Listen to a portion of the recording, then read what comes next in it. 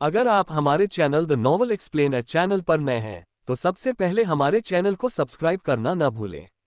आपके सपोर्ट से ही हम और बेहतर कंटेंट बना सकते हैं और नए आइडियाज आप तक पहुंचा सकते हैं। हमारे वीडियो को लाइक करके अपना प्यार दिखाएं ताकि हम आपके लिए और भी दिलचस्प और मनोरंजन वाला कंटेंट लाकर उसे आपके साथ साझा कर सकें। आपका सपोर्ट हमारे लिए बहुत मायने रखता है, इसलिए हमारी यात्रा में हमारे साथ बने रहें। एपिसोड 71 मनीष की पहचान आई सबके सामने। मकरूर का तैयार किया वो खूनी शैतान भेड़िया अभी मनीष और नीरज की तरफ बढ़ा ही था कि तभी वहां पर शक्तियों का एक बड़ा सा हाथ आकर उस खूनी भेड़िया से टकरा गया, जिस वजह से वो भेड़िया वहीं रुक गया। जिसके बाद वहां पूरे रेस्टोरेंट के अंदर एक आवाज गूंजी, मकरूर तुम ये क्या कर रहे हो यहाँ पर। जिसके बाद 3 लोग दरवाजे से होकर रेस्टोरेंट के अंदर आ गए। उन 3 लोगों में सबसे आगे एक अधेड़ उम्र का मोटा आदमी, जबकि उसके पीछे एक बूढ़ा आदमी और एक लड़की थी। उस लड़की ने नीले रंग के कपड़े पहने थे और उसका चेहरा एक पारदर्शी कपड़े से ढका हुआ था, जिस वजह से उस लड़की का केवल दोनों आंखें ही दिखाई दे रही थी। लेकिन कोई भी आदमी उस लड़की के उन बड़ी और काले रंग की गहरी आंखों को देखकर ही ये बता देता कि वो लड़की कितनी ज्यादा खूबसूरत थी। खैर, उस मोटे आदमी और उसके साथ बाकी दोनों को वहां रेस्टोरेंट के अंदर आया देखने बाद रेस्टोरेंट के अंदर बैठे लोगों के बीच बातें शुरू हो गई। एक आदमी बोला, अरे तो वरिष्ठ मोटेक है। उसके पास में ही बैठा एक दूसरा आदमी बोला, हाँ तुमने बिल्कुल ठीक कहा, ये तो सच में वरिष्ठ मोटेक ही है, लेकिन वो यहाँ पर क्यों आए और उनके साथ आए वो बूढ़ा आदमी और वो खूबसूरत लड़की कौन है। अरे बेवकूफ, तुम उन्हें नहीं पहचानते। वो बूढ़ा आदमी जिन दल परिवार के एल्डर त्रिलोकी और वो खूबसूरत लड़की जिंदल परिवार की तीसरी राजकुमारी विशाखा है। वो पहला आदमी उस दूसरे आदमी का सवाल का जवाब देते हुए उससे कहता है, क्या सच में वो लड़की जिंदल परिवार की तीसरी राजकुमारी विशाखा है? वो कितनी ज्यादा खूबसूरत और आकर्षक है। वो दूसरा आदमी पहले आदमी की बात सुनकर कहता है। रेस्टोरेंट के कोने में बैठे चेहरे पर घाव के निशान वाले आदमी ने भी जब उस मोटे आदमी के पीछे खड़ उस बूढ़े और उस खूबसूरत लड़की को देखा तब उसकी आंखों में भी थोड़ी हैरानी दिखने लगी। जिसके साथ ही वो धीमी आवाज में बड़बड़ाया, ये बूढ़ा आदमी अभी तक मरा नहीं और सही सलामत जिंदा खड़ा है। हम सच में ये बात तो बहुत ज्यादा अच्छी है। केवल वही नहीं बल्कि रेस्टोरेंट के अंदर बैठे सभी लोग एल्डर त्रिलोकी और राजकुमारी विशाखा को वहां पर आया देखकर हैरान हुए और उन सभी की निगाहें उस लड़की के ऊपर जाकर टिक गई थी। वो सभी लोग राजकुमारी विशाखा की इस खूबसूरती को देखने के बाद कहीं खो से गए थे और पूरे रेस्टोरेंट के अंदर हो रहा शोर एक झटके में कहीं गायब हो गई, जिस वजह से वहां पर एक अजीब सी शांति फैल गई थी। तभी उस सन्नाटे को खत्म करते हुए वो मोटा आदमी अपनी भरी और रौबदार आवाज में बोला, मकरूर तुम्हारी इतनी हिम्मत हो गई कि तुमने यहाँ पर आकर लड़ाई करने की कोशिश की। ये रेस्टोरेंट तुम्हारा भेड़िया कबीला का नहीं जो तुम यहाँ पर कुछ भी कर सकते हो, बल्कि ये रेस्टोरेंट हमारे जिंदल परिवार का है और तुम यहाँ पर किसी के साथ झगड़ा नहीं कर सकते हो। मकरूर जो अपने खूनी शैतान भेड़िए के रोक जाने बहुत ज्यादा नाराज हुआ था और उसके आंखों में एक खौफनाक चमक दिखने लगी थी। उसने जब उस मोटे आदमी और उसके पीछे खड़े बूढ़े आदमी और उस खूबसूरत लड़की को देखा तब उसकी आंखों की वो खौफनाक चमक एक फिक्र और चिंता में बदल गई। जिसके साथ मकरूर उस मोटे आदमी को जवाब देते हुए बोला, वरिष्ठ ये लोग मेरी टेबल पर बैठे। लेकिन इससे पहले कि मकरूर अपनी बात पूरी करता उससे पहले ही वो मोटा आदमी एक बार फिर अपनी रौबदार आवाज में बोला, मुझे सब पता चला कि यहाँ पर अभी कुछ देर पहले क्या हुआ था, इसलिए तुम्हें कुछ कहने की जरूरत नहीं। वो टेबल जिसकी तुम बात कर रहे हो वो तुम्हारा नहीं बल्कि इस रेस्टोरेंट का है और यहाँ पर आने वाला कोई भी आदमी इस टेबल पर बैठकर अपना खाना खा सकता है। वरिष्ठ मोटेक की इस रौबदार आवाज में कही बात सुनकर मकरूर ने अपना सिर नीचे कर लिया। भले ही उसका भेड़िया कबीला बहुत बड़ा और ताकतवर क्यों न हो, लेकिन इस साम्राज्य के 3 सबसे बड़े परिवारों में से एक जिंदल परिवार के सामने कुछ नहीं था। इसलिए ही मकरूर चुप हो गया और उसने अपने सर को नीचे करते हुए उनसे इन सब के लिए माफी मांगी और एक बार उनसे माफी मांगने के बाद वो अपने साथ आए उन 4 आदमियों के साथ उस रेस्टोरेंट से बाहर चला गया। लेकिन मकरूर उस रेस्टोरेंट से बाहर निकलने से पहले रुककर एक बार पीछे मुड़ते हुए मनीष और उसके साथ खड़े नीरज और मयंक को देखा, जिस वजह से उसकी आंखों में एक खौफनाक चमक आ गई। वही मकरूर के वहां से चले जाने के बाद वरिष्ठ मोटेक मनीष के पास आते हुए उससे बोले, अभी यहाँ पर जो कुछ भी हुआ उसके लिए आप हमें माफ कीजिएगा। उम्मीद करता हूँ कि आपको इससे ज्यादा परेशानी नहीं हुई होगी। आपका सारा खान आज जमीन पर गिर गया, इसलिए आप अपने लिए दूसरा खाना मांगा सकते हो और आपको अपने खाने का बिल भरने की कोई जरूरत नहीं है। जाहिर सी बात थी कि वरिष्ठ मोटक ने अभी मनीष और नीरज को मकरूर के सभी आदमियों को पीटते हुए देखा था, जिनकी शक्तियां चक्रीय लेवल 4 पर थी, इसलिए वो समझ गए कि मनीष और नीरज दोनों बहुत ज्यादा शक्तिशाली थे। इतनी कम उम्र में इतनी ज्यादा शक्तिशाली होना, ये काम कोई आम आदमी नहीं कर सकता, इसलिए ही उन्हें लग रहा था कि मनीष और नीरज जरूर किसी बड़े परिवार या किसी शक्तिशाली दल या कबीले से संबंध रखते होंगे, तभी वो दोनों इतनी कम उम्र में भी इतने ज्यादा शक्तिशाली है। मनीष और नीरज उनकी बात सुनकर नामे अपना सिर हिलाया, जिसके बाद मनीष चेहरे पर हल्की मुस्कान के साथ उनसे बोला, जी आप ज्यादा चिंता ना करें, हम सब ठीक है और हमें कुछ नहीं हुआ है।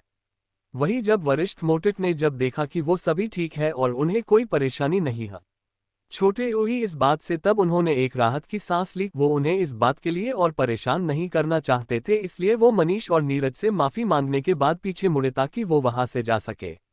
लेकिन इतने में उनकी नजर अपने साथ आए उस बूढ़े आदमी पर पड़ी, जो बड़े ध्यान से अपनी चमकती हुई आंखों से मनीष को देख रहे थे। उनको ऐसे मनीष को निहारते देखकर वरिष्ठ मोटक बड़ी विनम्र आवाज में उनसे पूछे, क्या हुआ वरिष्ठ, आप उन्हें ऐसे क्यों देख रहे हो? उद्धरण चिन्ह। वरिष्ठ मोटक के ये पूछने के बाद भी वो बूढ़ा आदमी कुछ देर के तक मनीष को वैसे ही देखता रहा और कोई जवाब नहीं दिया, जिसके बाद वो चलकर मनीष के पास गया और कहा, अगर मैं गलत नहीं तो क्या तुम वनराज कबीले के मनीष हो? क्यों, मैंने ठीक कहा ना? वही उस बूढ़े आदमी के मुंह से वनराज कबीला और मनीष का नाम सुनकर पूरे रेस्टोरेंट के अंदर एक बार फिर से बातें शुरू हो गई। वहां पर आए सभी लोगों ने उस लड़के के बारे में सुना था, जिसे लगभग 2 साल पहले वनराज कबीले से निकल दिया गया था।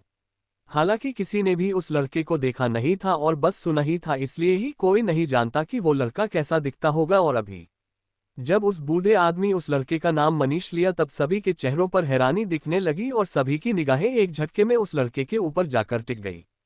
केवल रेस्टोरेंट में बैठे लोग ही नहीं, बल्कि उस बूढ़े के साथ आए राजकुमारी विशाखा और वरिष्ठ मोटक भी बड़े ध्यान से मनीष को देखने लगे। उन्होंने भी 2 साल पहले वनराज कबीले से निकले जाने वाले लड़के के बारे में सुना था, इसलिए ही जब उन्होंने इस बूढ़े आदमी की बात सुनी, तब वो दोनों भी मनीष की तरफ देखने लगे। अब रेस्टोरेंट के अंदर उपस्थित सभी लोग अपनी नज़र मनीष के ऊपर ही टिकाए उसके कुछ कहने का इंतजार कर रहे थे।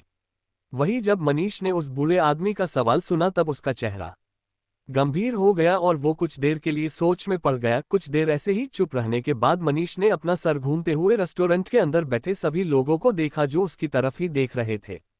सभी को एक बार देखने का बाद मनीष अपनी नजरें अपने सामने खड़े उस बूढ़े आदमी की तरफ की और फिर मुस्कुराते हुए उन्हें जवाब दिया, जी वरिष्ठ, आपने सही पहचाना। मेरा नाम मनीष है, लेकिन मेरा उस वनराज कबीले से कोई संबंध नहीं है।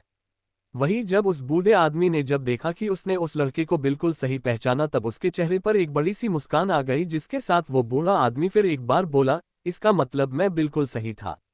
वही जब रेस्टोरेंट के अंदर बैठे लोगों ने मनीष के मुंह से उसकी पहचान सुनी, तब उन सभी लोगों के चेहरों पर एक पल के लिए खौफ दिखने लगा। सभी लोग ये बात बहुत अच्छे से समझते थे कि वनराज कबीला कितना बड़ा और ताकतवर कबीला है। इसलिए ही जब उन्हें पता चला कि उनके सामने खड़ा वो लड़का इस साम्राज्य के सबसे ताकतवर और शक्तिशाली वनराज कबीले से है, तब वो सभी डर गए थे। खैर, वो बूढ़े आदमी मुस्कुराते हुए कुछ देर तक मनीष को देखता रहा, जिसके बाद वो उससे बोला, मुझे तुम्हारे साथ कुछ जरूरी बात करनी है, तो क्या तुम मेरे साथ चलोगे? एल्डर त्रिलोकी की बात सुनकर मनीष को कुछ समझ में नहीं आया कि वो उसके साथ कौन सी जरूरी बात करना चाहते हैं, इसलिए वो उन्हें इसके लिए हाँ बोलने के पहले कुछ देर तक सोचता रहा, लेकिन फिर वो उनकी इस बात के लिए मान गया। वही मनीष को इस बात के लिए हाँ करते देखकर एल्डर त्रिलोकी बहुत ज्यादा खुश हुए और फिर वहां से पीछे मुड़कर वहां से जाने लगे। उनको वहां से जाते देखकर मनीष ने मयंक और नीरज को वहीं रहकर अपना खाना खाने के लिए बोला और फिर एल्डर त्रिलोकी के पीछे पीछे चलते हुए उनके साथ जाने लगा। जब सभी लोगों ने मनीष को एल्डर त्रिलोकी के साथ जाते देखा, तब उन सभी के बीच एक बार फिर बातें शुरू हो गई। वही मयंक और नीरज भी अपना खाना खाने के लिए एक टेबल पर जाकर बैठ गए।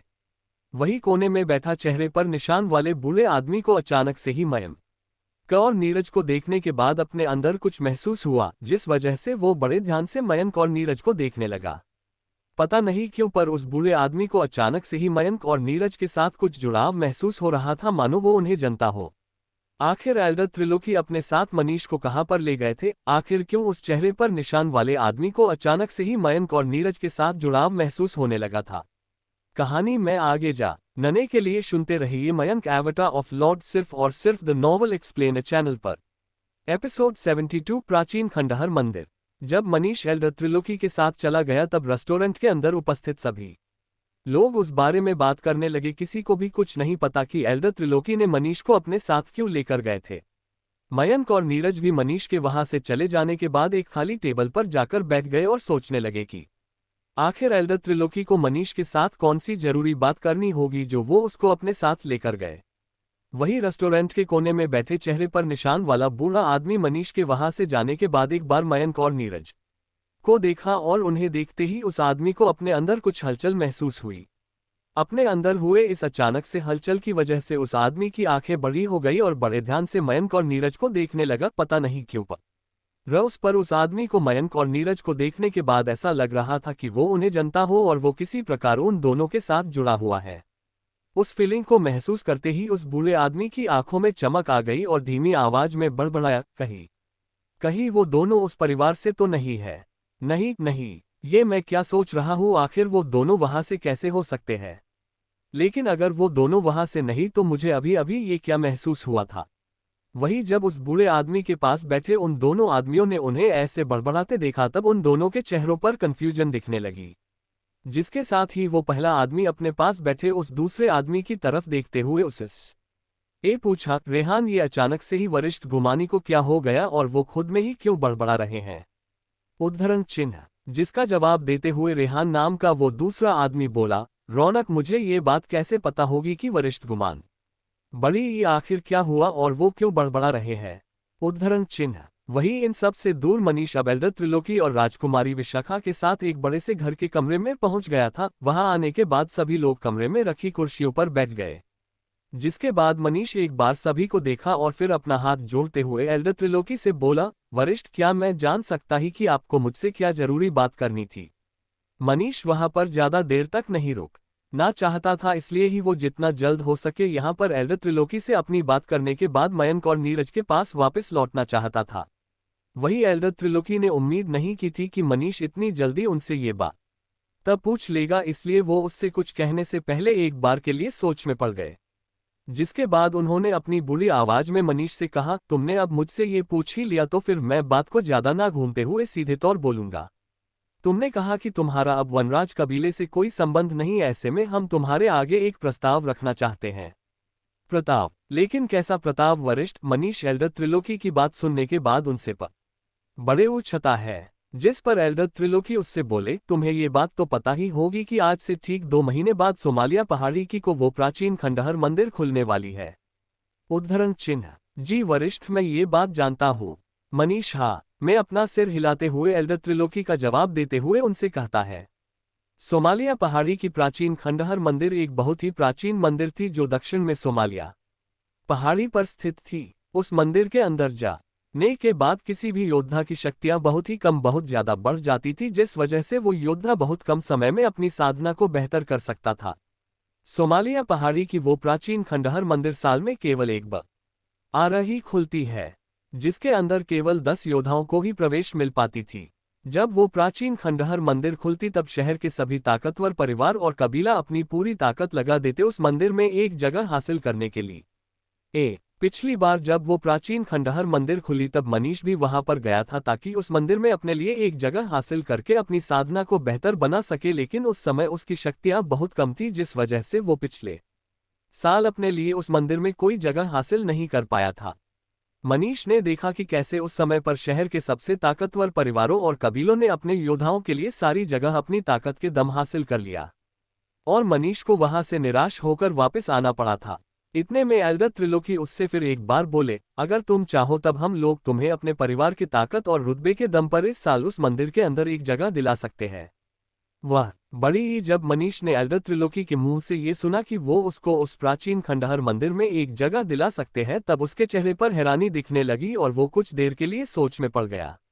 जबकि उस कमरे में बैठे तक बड़ी ही 9 लोग अपनी चमकती हुई आंखों से मनीष को देखते हुए इंतजार करने लगे उसको अपनी बात को मानकर हाँ करने के लिए। प्राचीन मंदिर में एक जगह मिलने का प्रस्ताव एक ऐसी चीज थी जिसे कोई योद्धा माना ही नहीं कर सकता था, इसलिए उन्हें इस बात पर पूरा भरोसा थी मनीष उनके इस प्रस्ताव को स्वीकार कर लेगा।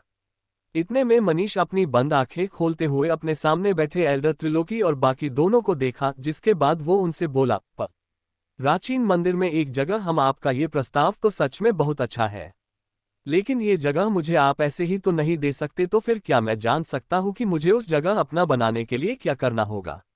मनीष की शक्तियां इस समय पर चक्रीय लेवल -7 पर पहुंच थी, फिर भी उसे खुद पर इतना भरोसा नहीं था कि वो खुद के दम पर अपने लिए उस मंदिर में एक जगह हासिल कर पाएगा।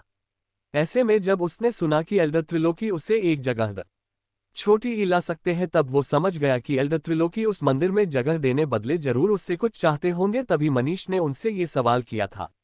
वही जब एल्डर त्रिलोकी ने देखा कि मनीष समझ गया कि वो उससे उस मंदिर में जगह के बदले कुछ चाहते थे, तब उन्हें थोड़ी हैरानी हुई। लेकिन फिर उन्होंने मनीष को जवाब देते हुए बोले, असल में इस बार हमारे परिवार से उस प्राचीन खंडहर मंदिर के अंदर राजकुमारी विशाखा जाने वाली है। इतना कहने के बाद उन्होंने अपने पास में ही बैठी उस खूबसूरत लड़की को देखा, जिसके बाद उन्होंने अपनी बात जारी रखते हुए आगे कहा, राजकुमारी विशाखा की शक्तियां अभी महास चक्रीय लेवल -3 पर है। उस प्राचीन मंदिर के अंदर बहुत से खूंखार और जंगली बिस्ट रहते थे, जिस वजह से जब कोई योद्धा उस मंदिर के अंदर जाता तब कई बार ऐसा होता कि उन योद्धाओं को उन सभी बिस्टों के साथ मुकाबला करना पड़ जाता था। कोई भी योद्धा इतनी कम शक्ति छोटी ईयों के साथ उस मंदिर के अंदर सुरक्षित नहीं रह सकता था। इसलिए एल्डर त्रिलोकी चाहते कि मनीष उस मंदिर के अंदर जाने के बाद राजकुमारी विशाखा की रक्षा करे और उन्हें सुरक्षित रखे उन सभी बिस्टों से। एल्डर त्रिलोकी की बात सुनकर मनीष समझ गया कि वो उससे क्या करवाना चाहते थे, इसलिए मनीष कुछ देर चुप रहने के बाद अपना मुंह खोलते हुए उनसे बोला, आपका प्रस्ताव सच में बहुत अच्छा है, लेकिन आप मुझे माफ कीजिए क्योंकि मैं आपके इस प्रस्ताव की स्वीकार नहीं कर सकता ही। वही जब उस कमरे में बैठे तीनों लोगों ने मनीष को इस प्रस्ताव के लिए मना करते देखा, तब उन सभी के चेहरों पर हैरानी दिखने लगी, जिसके साथ वरिष्ठ मोटिक बोल पड़े, तुम समझ भी रहे हो कि तुम क्या ठुकरा रहे हो। प्राचीन खंडहर मंदिर के अंदर के जगह पाने के लिए बड़े से बड़े परिवार या कबीले को भी एक बहुत भारी कीमत अदा करनी पड़ती है, और तुम्हें वो जगह ऐसे ही मिल रहा, फिर भी तुम उससे ठुकरा रहे हो। इधर मनीष एल्डर त्रिलोकी से प्राचीन खंडहर मंदिर के बारे बात कर रहा था, जबकि दूसरी तरफ मयंक और नीरज रेस्टोरेंट में बैठे एक दूसरे को देखते हुए वहां पर हो रही लोगों की बातें सुन रहे थे। मनीष को यहां से गए लगभग 1 घंटा पूरा हो गया था, लेकिन अभी तक वो वापस नहीं आया था, जिस वजह से मयंक और नीरज को अब थोड़ी फिक्र होने लगी कि कहीं उसको कुछ हो तो नहीं गया था। लेकिन वो दोनों अभी इस बारे में सोच ही रहे थी, तभी एक बार फिर वहां का दरवाजा खुला और एक सैनिक रेस्टोरेंट के अंदर आ गया। वो सैनिक मयंक और नीरज के पास आने के बाद उनसे बड़ी विनम्रता से बोला, वरिष्ठ ने आप दोनों को बुलाया है। उस सैनिक की बात को मानते हुए मयंक और नीरज भी उसके साथ चलते हुए उस रेस्टोरेंट से बाहर चले गए, जबकि रेस्टोरेंट के अंदर बैठे लोग उन्हें जाते हुए देखते रह गए। मयंक और नीरज के उस रेस्टोरेंट बाहर जाने के कुछ देर बाद चेहरे पर निशान वाला वो बूढ़ा आदमी भी अपने जगह पर खड़ा हुआ, जिसके बाद वो अपने साथ आए रेहान और रौनक के साथ रेस्टोरेंट से बाहर निकल गए। वही मयंक और नीरज उस सैनिक के साथ चलते हुए उस बड़े से घर के पास आ गए, जिस घर के अंदर मनीष कुछ देर पहले गया था। वहां पहुंचने के बाद उन दोनों ने देखा कि मनीष बाहर ही खड़ा उनका इंतजार कर रहा था। उसे देखने के बाद उन दोनों ने एक राहत की सांस ली, जिसके बाद वो दोनों उसके पास जाने लगे। मनीष ने भी मयंक और नीरज को अपने पास आते देखा, जिसके बाद वो उनसे मुस्कुराते हुए बोला, चलो हमें अब यहाँ से चलना चाहिए, वैसे भी हम लोग यहाँ पर कुछ ज्यादा ही देर तक रुक गए हैं। मयंक और नीरज ने भी उसकी बात सुनने के बाद उससे कोई सवाल नहीं किया, और फिर वो दोनों उसकी बात मानकर वहां से जाने के मुड़े और फिर रास्ते पर चलते हुए कहीं गायब हो गए। वह शहर से निकले अब 3 दिन बीत गए। इस दौरान वो तीनों जंगल के बीच चलते हुए आगे बढ़ते रहे। वो तीनों जंगल से होते हुए सोमालिया शहर के केंद्र यानी मुन्नार पहाड़ी की तरफ बढ़ रहे थे। मयंक, नीरज और मनीष तीनों को दर के लिए मना कर दिया था, क्योंकि वो प्राचीन खंडहर मंदिर के अंदर मयंक और नीरज के साथ जाने वाला था। मनीष ने उस एल्डर त्रिलोकी के उस प्रस्ताव जब मयंक और नीरज ने मनीष वनराज कबीले के आलोक और मेघा से बचाया, तब मनीष ने मयंक और नीरज को सोमालिया शहर के अंदर होने वाले बहुत सारी बड़ी ही बातों के बारे में जानकारी दी थी। उन्हीं जानकारियों में से एक जानकारी प्राचीन खंडहर मंदिर के बारे में थी। मनीष के दिए उस जानकारी को सुनकर मयंक और नीरज समझ गए थे कि वो प्राचीन खंडहर मंदिर जरूर उनके परिवार के कुल देवता की मंदिर थी, जिसे वो सभी लोग प्राचीन खंडहर मंदिर के नाम से बुलाते थे। उस मंदिर के बारे में जानने के बाद मयंक और नीरज ने मनीष को अपने और उस मंदिर के बारे में सब कुछ बता दिया, और वो नक्शा को उन्हें पूर्वज श्रीचंद्रा से मिला था वो भी दिखा दिया था। मयंक और नीरज की सारी बातें सुनने और उस नक्शे को देखने के बाद मनीष समझ गया कि वो लोग झूठ नहीं बोल रहे, इसलिए वो उनके साथ मिलकर ही 2 महीने बाद अलने वाली प्राचीन खंडहर मंदिर जाने का निर्णय किया और यही कारण था कि मनीष ने एल्डर त्रिलोकी के उस प्रस्ताव को भी माना कर दिया था। अंडस्को मनीष ने एल्डर त्रिलोकी के उस प्रस्ताव को माना करके कोई गलती तो नहीं कर दिया था। क्या होगा जब 2 महीने बाद खुलेगी सोमालिया पहाड़ी की वो प्राचीन खंडहर मंदिर? कहानी में आगे जानने के लिए सुनते रहिए मयंक एवेटर ऑफ लॉर्ड सिर्फ और सिर्फ द नॉवल एक्सप्लेन चैनल पर। एपिसोड 73 सफेद भेड़िए के साथ मुकाबला। मयंक, नीरज और मनीष तीनों को दरवा शहर से निकले अब 3 दिन बीत चुके थे और इस दौरान वो सभी जंगल के बीच तेजी से आगे चलते हुए सोमालिया शहर के केंद्र यानी मुन्नार पहाड़ी की तरफ बढ़ रहे थे। 2 महीने बाद प्राचीन खंडहर मंदिर खुलने वाली थी जो कि सोमालिया पहाड़ी पर स्थित थी। सोमालिया पहाड़ी एक बहुत ही खतरनाक जगह थी जहां पर अनगिनत खतरनाक और जंगली बिस्ट रहते थे। वो तीनों छोटे मुन्नार पहाड़ी जा रहे थे क्योंकि मुन्नार पहाड़ी से हर साल बहुत से योद्धाओं की टोली सोमालिया पहाड़ी के उस प्राचीन खंडहर मंदिर में जाती, इस उम्मीद में कि उन्हें प्राचीन खंडहर मंदिर में एक जगह हासिल हो जाए। हालांकि कि ऐसा बहुत कम हो पता था जब कोई ऐसा योद्धा जिसके पीछे किसी बड़े परिवार या कबीला का हाथ न होने के बावजूद भी वो अपने दम पर प्राचीन खंडहर मंदिर के अंदर अपने लिए एक जगह हासिल कर पाए। लेकिन फिर भी हर साल शहर के सभी छोटे परिवार और कबीला अपने लोगों को वहां पर भेजते थे, क्योंकि भले ही वो लोग उस मंदिर के अंदर अपने लिए कोई जगह हासिल ना कर पाते हो, फिर भी उन्हें वहां पर जाने के बाद बहुत से खजाने हासिल करने का सुनहरा मौका होता था। प्राचीन खंडहर मंदिर या फिर सहनी परिवार के कुल देवता की वो मंदिर एक बहुत ही प्राचीन मंदिर थी जहां पर अनगिनत खजाने और रहस्य छिपे हुए हैं। भले हर साल वहां पर जाने वाले योद्धाओं में से केवल 10 योद्धाओं को ही उस मंदिर के अंदर प्रवेश मिलता हो, लेकिन ऐसे योद्धा जिन्हें उस मंदिर में प्रवेश नहीं मिल पाता वो भी वहां से अपने लिए बहुत सारे अच्छे खजाने हासिल करने में कामयाब रहते थे। कई बार तो लोगों को वहां से बहुत ही ज्यादा कीमती खजाने और तकनीक भी हासिल हो जाती थी। यही कारण था कि लोग जिन्हें कभी उस मंदिर के अंदर प्रवेश नहीं मिलता वो लोग भी उस जगह पर जाया करते थे। खैर, मयंक, नीरज और मनीष को यहां से मुन्नार पहाड़ी पहुंचने के लिए अभी 5 शहरों को पार करना था, जिसमें उन सभी को लगभग 3 हफ्तों से भी अधिक का समय लगने वाला था, जिसे वो लोग पैदल चलते हुए ही पार करने वाले थे। वो लोग चाहते तो मुन्नार पहाड़ी जल्दी से पहुंचने के लिए दरवा शहर से अपने लिए कोई उड़ने वाली पंछी या फिर कोई उड़ने वाला बिस्ट किराए पर ले सकते थे, लेकिन उन्होंने ऐसा नहीं किया। इसकी 2 वजह थी। एक, ऐसे बिस्ट या पंच बड़ी ही जो उन्हें हवा में उड़ाकर जल्दी से मुन्नार पहाड़ी पहुंच देते, उन बिस्टों को किराए पर लेने के लिए उन्हें एक बहुत बड़ी रकम अदा करनी पड़ती। और 2, दूसरी वजह थी कि अगर वो लोग ऐसा करते तब वो तीनों बहुत से लोगों के नजर में आ जाते, तब हो सकता तो कोई ताकतवर आदमी उन्हें लूटने की कोशिश करता।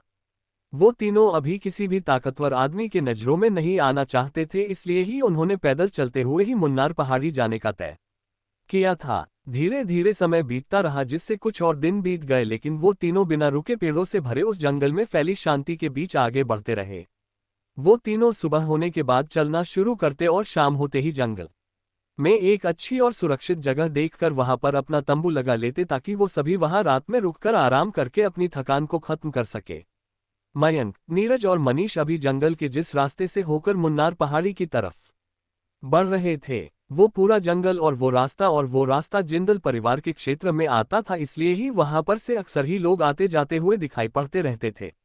शायद यही कारण था कि उन्हें उस रास्ते पर बढ़ते हैं छोटे हुए कोई जंगली बिस्ट या फिर कोई लुटेरा टोली नहीं मिला, जिस वजह से उन्हें उस रास्ते पर आगे बढ़ते हुए कुछ खास परेशानियों का सामना नहीं करना पड़ा था। खैर, हर रोज की तरह आज भी वो तीनों वहां पर फैली अजीब शांति के बीच जंगल में बने उस रास्ते पर आगे बढ़ रहे थे, तब अचानक से ही उन तीनों को कुछ महसूस हुआ, जिसे महसूस करते ही उन तीनों की चाल धीमी हो गई और वो लोग आसपास अपनी नजरें घूमने लगे। पता नहीं क्यों पर उन तीनों को अब बड़ी ही वहां पर किसी के होने का आभास हुआ था, जिस वजह से वो तीनों सतर्क हो गए और बड़े ध्यान से अपने चारों तरफ देखने लगे। तभी उन तीनों के कानों में किसी के गुर्राने की आवाज सुनाई पड़ी, जिसे सुनकर उन सभी की नजरें एक झटके उस दिशा में हो गई जिधर से वो गुर्राने की आवाज आई थी।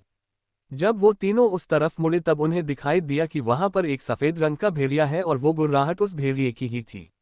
अपने सामने उस सफेद भेड़िए को देखते ही उन तीनों के माथे पर सिक्किन दिखने लगी, जिसके साथ ही मनीष अपने सामने उस सफेद भेड़िए को देखते हुए मयंक और नीरज से कहा, ये तो एक सफेद भेड़िया है, लेकिन ये भेड़िया अभी दिन के समय में क्यों निकला हुआ है?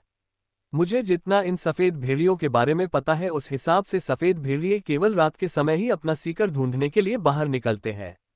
जबकि अभी तो दिन हो रहा है, तो फिर ये भेड़िया अभी इस समय पर क्यों निकला है? वही मनीष की बात सुनने के बाद मयंक अपनी डरी हुई आवाज में उसे पूछता है, बड़े भाई मनीष, क्या ये सफेद भेड़िया बहुत ज्यादा शक्तिशाली है? क्योंकि अगर ऐसा नहीं तब तो हम तीनों मिलकर इस सफेद भेड़िए से निपट ही सकते हैं। मयंक को उस भेड़िए के अंदर से कोई शक्ति बाहर निकलती हुई महसूस नहीं हो रही थी, जिस वजह से उसको ऐसा लग रहा था कि जरूर वो बहुत ज्यादा शक्तिशाली नहीं होगा, तब वो तीनों एक साथ मिलकर बड़े आसानी से उस भेड़िए को मार सकते थे।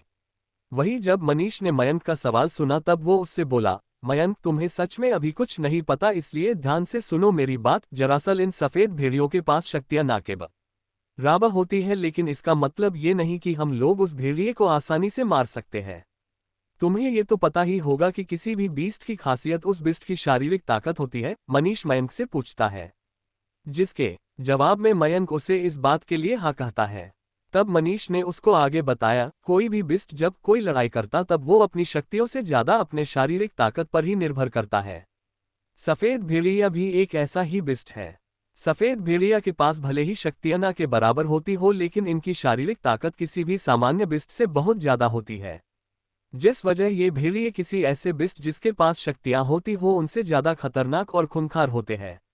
मनीष की बात सुनने के बाद मयंक समझ गया कि मनीष उससे क्या कहना चाहता है, जिस वजह से वो सफेद भेड़िए से और ज्यादा डरने लगा।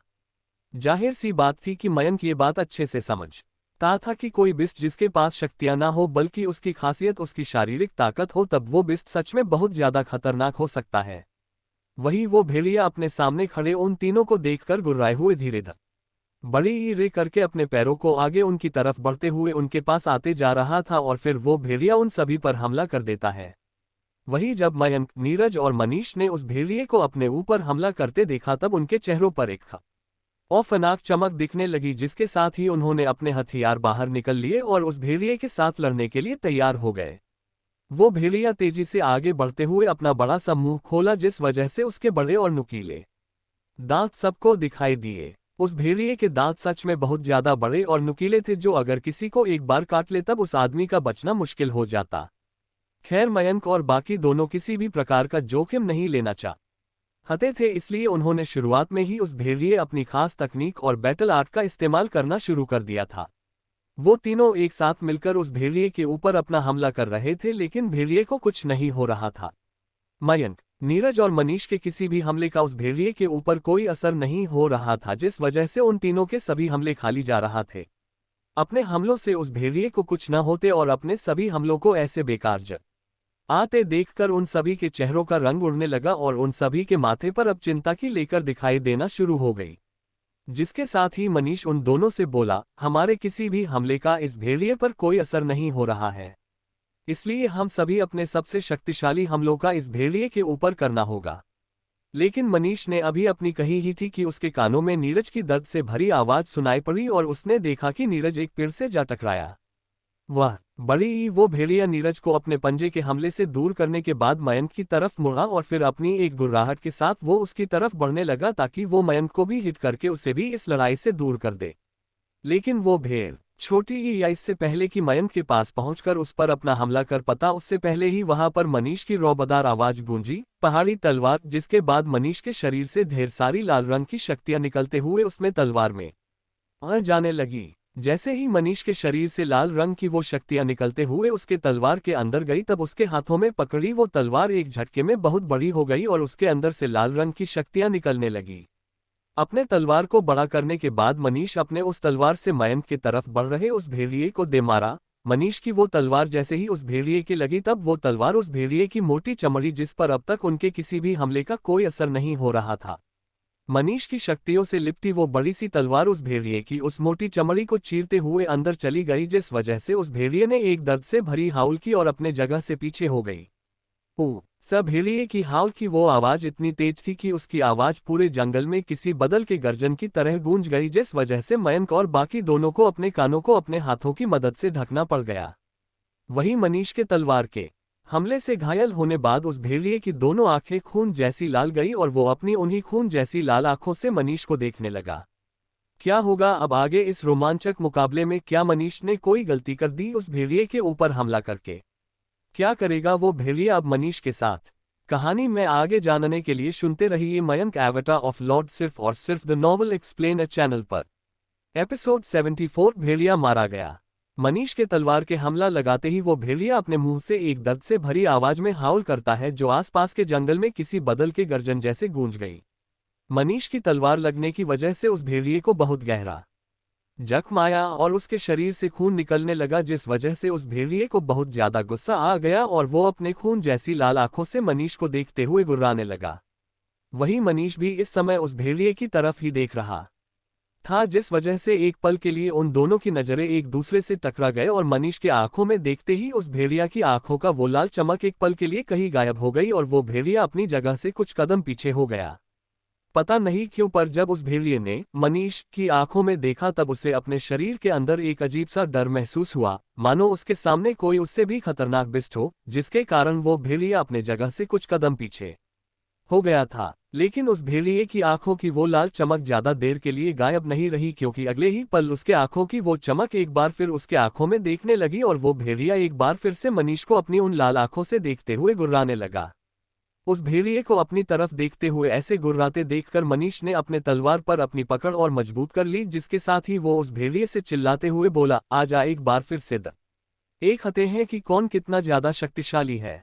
वही वो भेड़िया जो मनीष को देखते हुए गुर्राए जा रहा था, वो मनीष की बात सुनकर उसकी तरफ दौड़ने लगा, मानो उससे समझ में आ गया हो कि मनीष उससे क्या कह रहा था। दौड़ते हुए वो भेड़िया मनीष के किसी भी हमले से बचने की कोशिश नहीं कर रहा था, जिस वजह से मनीष का हर हमला उस भेड़िए के चट्टान जैसी सख्त त्वचा पर लग रही थी। लेकिन पहले के ही तरह इस बार भी उस भेड़िए के ऊपर मनीष के किसी भी हमले का कोई असर नहीं हो रहा था, जिस वजह से अब मनीष के माथे पर अब चिंता की लकीरें दिखनी शुरू हो गई। वही वो भेड़िया मनीष के पास पहुंचने के बाद अपना बड़ा मुंह खोलता है, जिससे उसके बड़े और नुकीले दांत दिखना शुरू हो गए और फिर देखते ही देखते उस भेड़िए के नुकीले दांतों से भरा वो मुंह मनीष के बिल्कुल पास पहुंच गया। उस भेड़िए को अपने इतने करीब देखकर मनीष ने अपने हाथों में पकड़े तलवार को आगे किया और उसे रोकते हुए जमीन पर पड़े मयंक से बोला, मयंक जल्दी से तुम इस भेड़िए पर अपने भाले की मदद से हमला करो। मयंक जो अब तक जमीन पर पड़ा था, मनीष की बात सुनने के बाद जल्दी से अपने जगह पर खड़ा हुआ और अपने उस काले रंग के भाले को अपने हाथों में लेने के बाद चिल्लाया, स्वर्गीय बिजली का भाला। और मयंक के इतना कहते ही उसके हाथों में पकड़े भाले के आसपास बिजली दिखने लगी।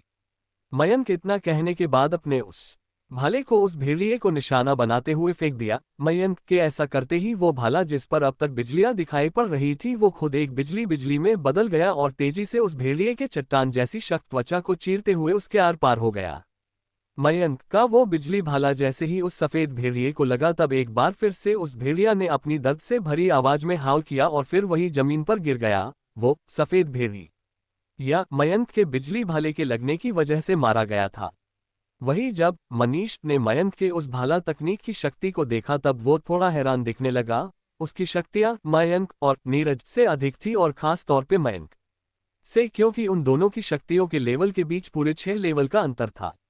मनीष अपनी पूरी ताकत लगाने के बाद भी उस भेड़िए के ऊपर बस एक जख्म ही दे पाया था, जबकि मयंक ने तो उससे कम शक्तियां होने के बावजूद भी उस भेड़िए को मारने में कामयाब रहा था, जिस वजह से मनीष को हैरानी हो रही थी। लेकिन फिर मनीष ने उस भेड़िए को जमीन पर गिरते देखा, तब उसने एक गहरी सांस ली, जिसके बाद वो भी वही जमीन पर गिरते हुए जोर जोर से सांसें लेने लगा। जिसके बाद मनीष मयंक की तरफ मुड़ा और उसे अपने हाथ का अंगूठा दिखाते हुए बोला, बहुत अच्छे मयंक, तुमने सच में बहुत अच्छा काम किया। वही मनीष की बात सुनने के बाद मयंक ने भी एक गहरी सांस ली और जमीन पर गिरे सफेद भेड़िए को देखा, जिसके बाद वो नीरज के पास जाते हुए उसे जमीन से उठाकर पेड़ को सहारा बनाकर उसे बैठता है। नीरज को उस पेड़ के सहारे बैठने के बाद मयंक अपने हाथ में नी अंगूठी जो उसे उसके पापा ने सहनी परिवार से छोड़ते समय उसको दिया था, उस अंगूठी को एक बार देखने के बाद वो उसमें अपनी शक्तियों को भेजता है। मयंक के ऐसा करते ही वो अंगूठी एक बार चमकी और मयंक के हाथ में एक कांच का बोतल दिखाई देने लगा। वो अंगूठी असल में एक स्टोरेज अंगूठी थी, जिसके अंदर मयंक अपने बहुत से सामान को रखता था। मयंक ने बोतल अपने उस स्टोरेज अंगूठी के अंदर से ही निकला था। वही उसके हाथों पर आए उस बोतल को देखने के बाद किसी को भी ज्यादा हैरानी नहीं, क्योंकि इतने समय तक मयंक के साथ रहते हुए नीरज और मनीष ने भी कई बार मयंक को अपनी उस अंगूठी का इस्तेमाल करते देखा था, इसलिए ही उन्हें पता था कि अचानक कैसे ही मयंक हाथ में वो बोतल कहाँ से आ गई थी। खैर, मयंक ने जो कांच की बोतल बाहर निकली, उस बोतल के अंदर एनर्जी गोलियां रखी हुई थी। मयंक उस बोतल को बाहर करने के बाद उसमें से 3 गोलियां बाहर निकलते हुए एक गोली नीरज और मनीष को देता है, जबकि तीसरी गोली वो खुद खा गया। मयंक और बाकी दोनों को उस सफेद भेड़िए से लड़ते हुए बहुत सारी चोट आई थी, लेकिन सबसे ज्यादा गहरी चोट नीरज को आई थी, क्योंकि उस सफेद भेड़िए के नुकीले पंजा के लगने के बाद उसके सीने पर एक गहरा जख्म आ गया था। मयंक की दी हुई उस गोली खाने के बाद वो तीनों अपने जगह पर बैठते हुए ट्रेनिंग करके उस एनर्जी गोली के अंदर बसी शक्तियों को निखारने में लग गए। उन तीनों के ऐसा करते ही उन तीनों के शरीर पर लगे जख्म तेजी से भरते दिखाई दिए। वहीं उनसे थोड़ी दूर एक झाड़ी के पीछे 3 लोग छिपकर मयंक और बाकी दोनों को ऐसा करते हुए देख रहे थे। उन तीनों में से 2 आदमी जिनकी उम्र लगभग 30 साल होगी, जबकि वो तीसरा आदमी एक बूढ़ा था जिसके चेहरे पर एक घाव का निशान था। वो तीनों आदमी कोई और नहीं बल्कि वरिष्ठ गुमानी और उसके साथ वाले दोनों आदमी रेहान और रौनक थे, जिन्होंने दरवा शहर के उस रेस्टोरेंट में मयंक और नीरज को देखा था, और तभी से ही वो तीनों लोग उनका पीछा कर रहे हैं। उन तीनों ने जब मयंक को अपने भाले की मदद से उस भेड़िए को मारते देखा, तब उन तीनों के चेहरों पर हैरानी दिखने लगी, लेकिन अगले ही पल उनकी वो हैरानी एक खुशी में बदल गई, जिसके साथ रेहान उस बूढ़े आदमी की तरफ देखते हुए उससे बोला, वरिष्ठ, उस लड़के ने तो उस भेड़िए को मार दिया, तब फिर तो हमें अब वहां जाकर उनकी मदद करने की जरूरत नहीं है ना। रेहान की बात सुनने के बाद वरिष्ठ गुमनी उसका जवाब देने के बजाय खुशी से भरी आवाज में चहकते हुए बोले, ये दोनों वही है, ये लोग वही से आए हुए हैं। इसका मतलब मैं सही था और मेरे अंदर हुई वो हलचल इन्हीं दोनों की वजह से हुआ था। वही जब रेहान और रौनक उनके चेहरे पर आई खुशी और चहकती हुई आवाज में ये बोलते सुना कि वो दोनों वही है, तब उन्हें समझ में नहीं आया कि वो क्या कहना चाहते हैं। लेकिन फिर उन्होंने जब उनके चेहरे पर आई उस बेइंतहा खुशी को देखा, तब वो दोनों हैरान लगने लगे। रेहान और रौनक जब बहुत छोटे हुआ करते तब से ही वो दोनों वरिष्ठ गुमानी के साथ रहते थे, लेकिन आज तक उन्होंने कभी वरिष्ठ गुमानी को इतना खुश नहीं देखा था। इसलिए ही जब उन्होंने आज उन्हें इतना खुश देखा, तब वो दोनों हैरान लगने लगे। उनको इतना खुश देखकर रेहान और रौनक को कुछ समझ में नहीं आ रहा था, इसलिए वो एक बार एक दूसरे को देखने के बाद वरिष्ठ गुमानी से पूछा, आप इतना खुश क्यों लग रहे हैं और वो दोनों कौन है? इसके अलावा आखिर वो आए कहाँ से है? उद्धरण चिन्ह। रेहान और रौनक को खुद से एक बार फिर सवाल करते देखकर वरिष्ठ गुमानी के मन में आया कि वो उन दोनों को बता दे कि वो इतना खुश क्यों हो रहे हैं।